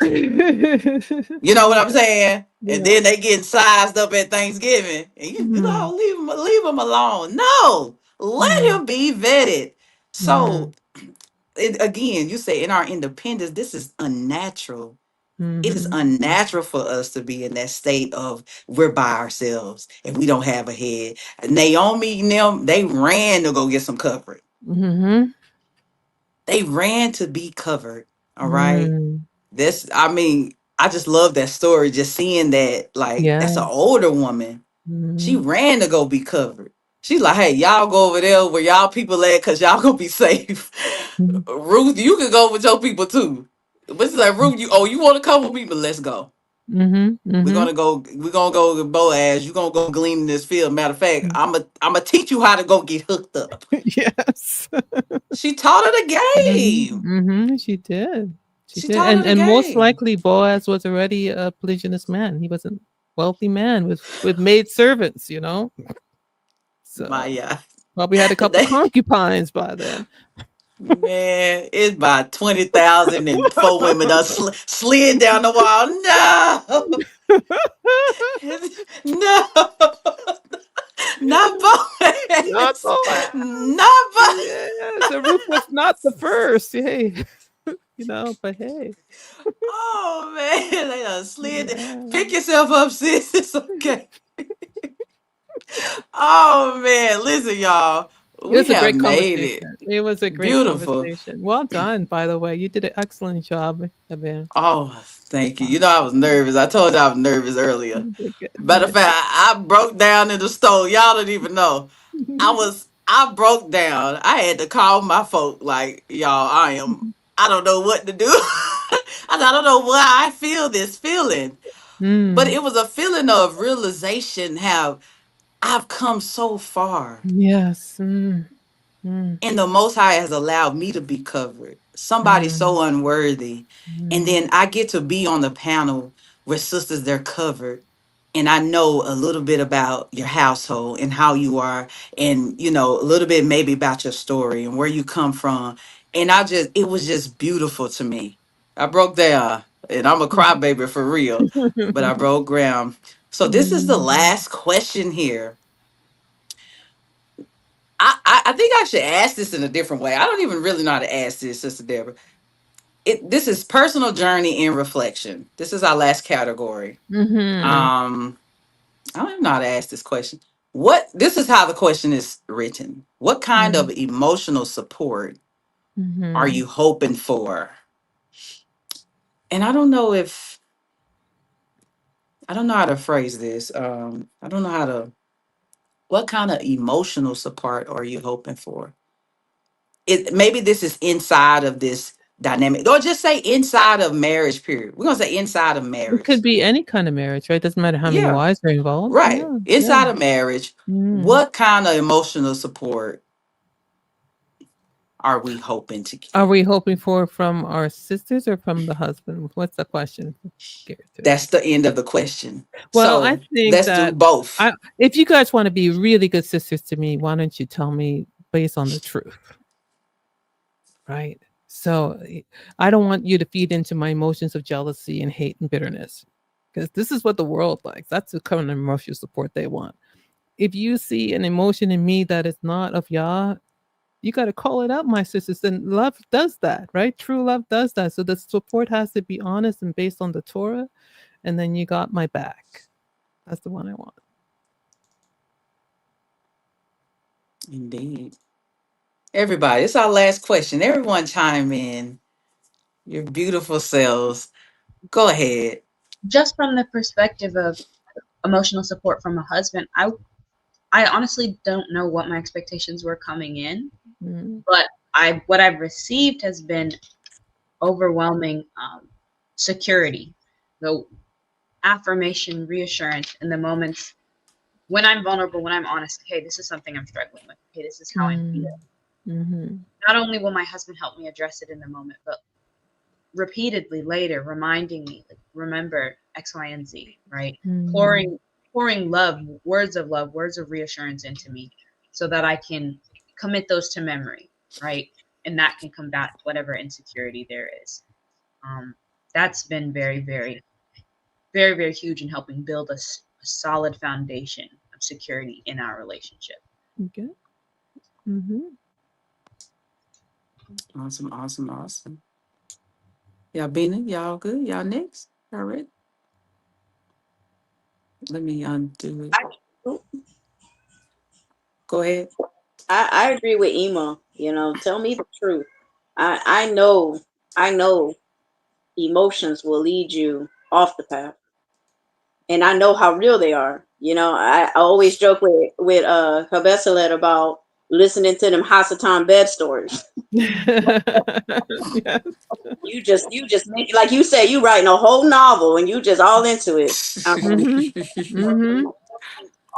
You know what I've gotten from my ish. I mean, from the beginning, we always had this saying: "Don't ask if you don't want the truth. Don't ask. If you can't That's handle it, right. Yeah, don't ask yeah, questions. I'm gonna give it to yeah. you straight." Mhm. I think that's it. You know, the raw truth. Even with Yazayeth, you know, she knows. Just tell me like it is. Mhm. I'm Mhm. not gonna judge you. I just it Mhm. helps me know where we're at, and it helps me know what we need to get to the next, That's right. point. Yeah. So it's that Yeah. truth. Give me the Yeah. truth, Yeah. and forgive me. I Yeah. want forgiveness because I'm gonna Yeah. mess up. You know, I'm gonna. Yeah. It's not my desire to, but I will. You know. Yeah. Yeah. Hmm. I do wanna add one thing about polygyny. What it will do is expose you to yourself. Whether that's gonna be from your sister or from your husband. Somebody's gonna show you a mirror and you're not gonna like it. Most Mm-hmm. people don't. I don't know anyone who's gonna like to hear anything negative about themselves, but Mhm. you're gonna see it.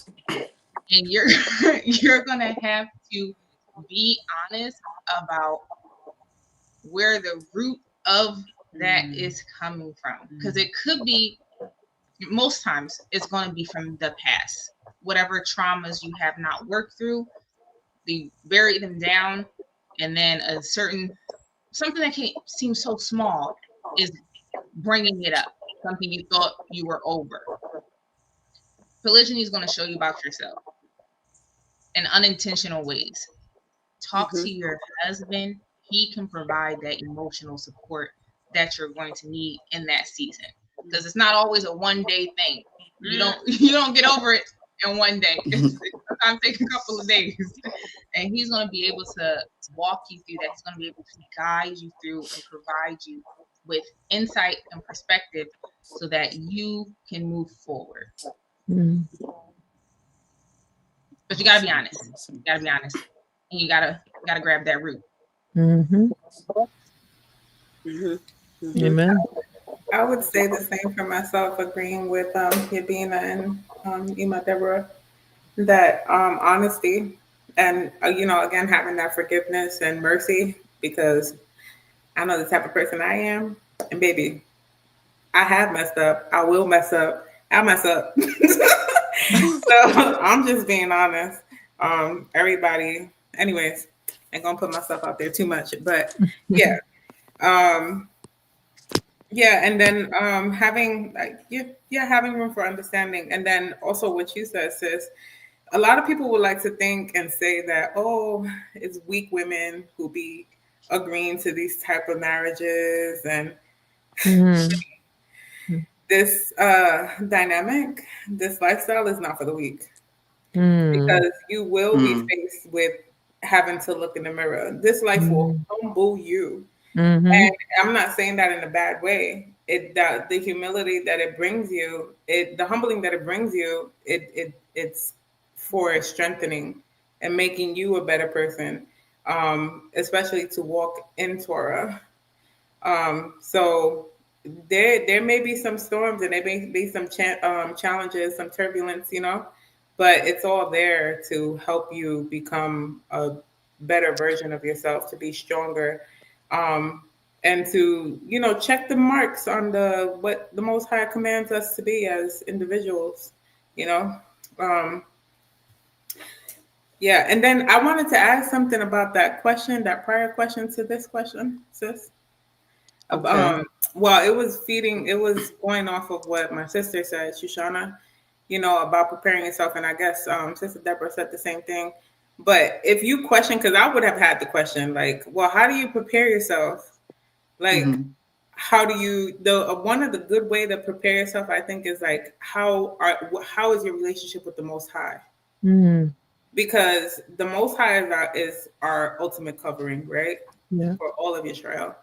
But he has placed our Ish above us to cover us. And so in the same way that we're supposed to carry a relationship with the Most High, that's the same relationship you're supposed to replicate with your husband. Excellent That's point. it. I don't got nothing else Yes. to say. Yes. Make it plain. Yes. Tie Excellent the point. parallel. Yes. Put the parallel together. Okay, no, Jesus is my boyfriend. It's like it's a physical man. He's here. He represents the most high. Mm-hmm. Okay. Mm-hmm. This is the practical. It said heaven and earth. You got two different things going on. Who is that covering here on earth? Mm-hmm. You know? Just think about it. But this has been wonderful. Anybody else has anything further to say or add? Um, go ahead. Go ahead. Let me go. Let me go and get you off the mute. Let's see. Say that my desire walking in was I just wanted to grow. I think we've been taught like in the Christian church to believe that like the Most High is just gonna accept us with all this baggage and all this pollution. And Mm-hmm. so I desired to grow and to Mm. shed those things and to be purified. And then I started to be challenged to grow, and I was like, actually, no, I don't want that. But it does it challenges you because you have to literally learn that we've been taught to follow our emotions and our feelings, and that those things speak to us and they tell us things, and then we realize that sometimes those things are lies, and that we can't align ourselves with our emotions. We have to align ourselves with what is true.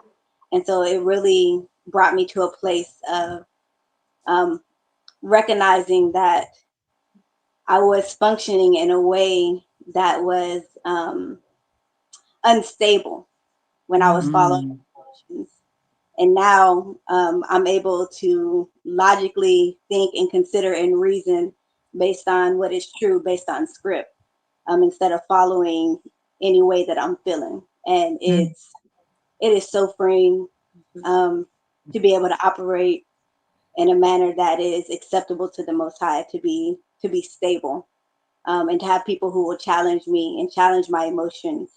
And that's the support that I get from my family as a whole. Is they challenge me, they challenge my emotions, and they help me to grow.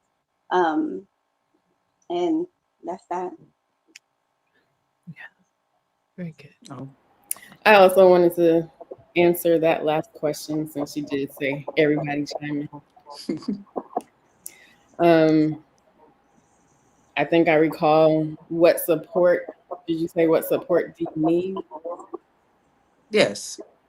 Okay, so from my husband, obviously his guidance and his leadership, him knowing when to kind of coach me through my emotions, but also give me logic and practicality so that I can apply it on a regular basis. And as far as the spiritual side, being there to wash me with the word, just as Mm, he is commanded to as a husband. mhm, From my sister, always giving that room to keep trying. I think when we give up, we throw in the towel, we throw up our hands, that it creates a wall, a boulder that is very hard to move. But if the door is always open, then you can work on anything at any time. So, yes, the honesty, the love, the understanding, and both of us or all of us fulfilling the vision of our husband. And one thing that our husband always harps on is it's a part of his vision for the household is operating in mercy and grace, because mm, we're going to mess up. And it's easy to forget everything when you're in the thick of your emotions, when you know you should be using gentleness, but in your mind, you're cussing them out. Or, you're doing something that is completely opposite of Torah, that doesn't promote unity, that doesn't promote love. So yes, it's easy to fall into those traps. But if you consistently put your husband's vision at the forefront, you're aiming towards that. That's the prize. So in that, you're also self-examining, yourself to see where am I falling? What is making me stumble? Is it me? Is it everything else? But when we break it down, it always starts with you. So you always have to say, Mm. regardless of what I think I heard or what I think I saw or what I did see or what I did hear, how do I need to respond to this? How do I honor both my husband and the Most High in my response? So for me, making that uh, the highlight is what I try to do. I may not always be successful in it, but not just me wanting from them. I also want to be a light to my husband and both to my sister wife as well. So hearing from them, what can I do? How can I love you? Teach me how to love you so that you know that I'm here for you.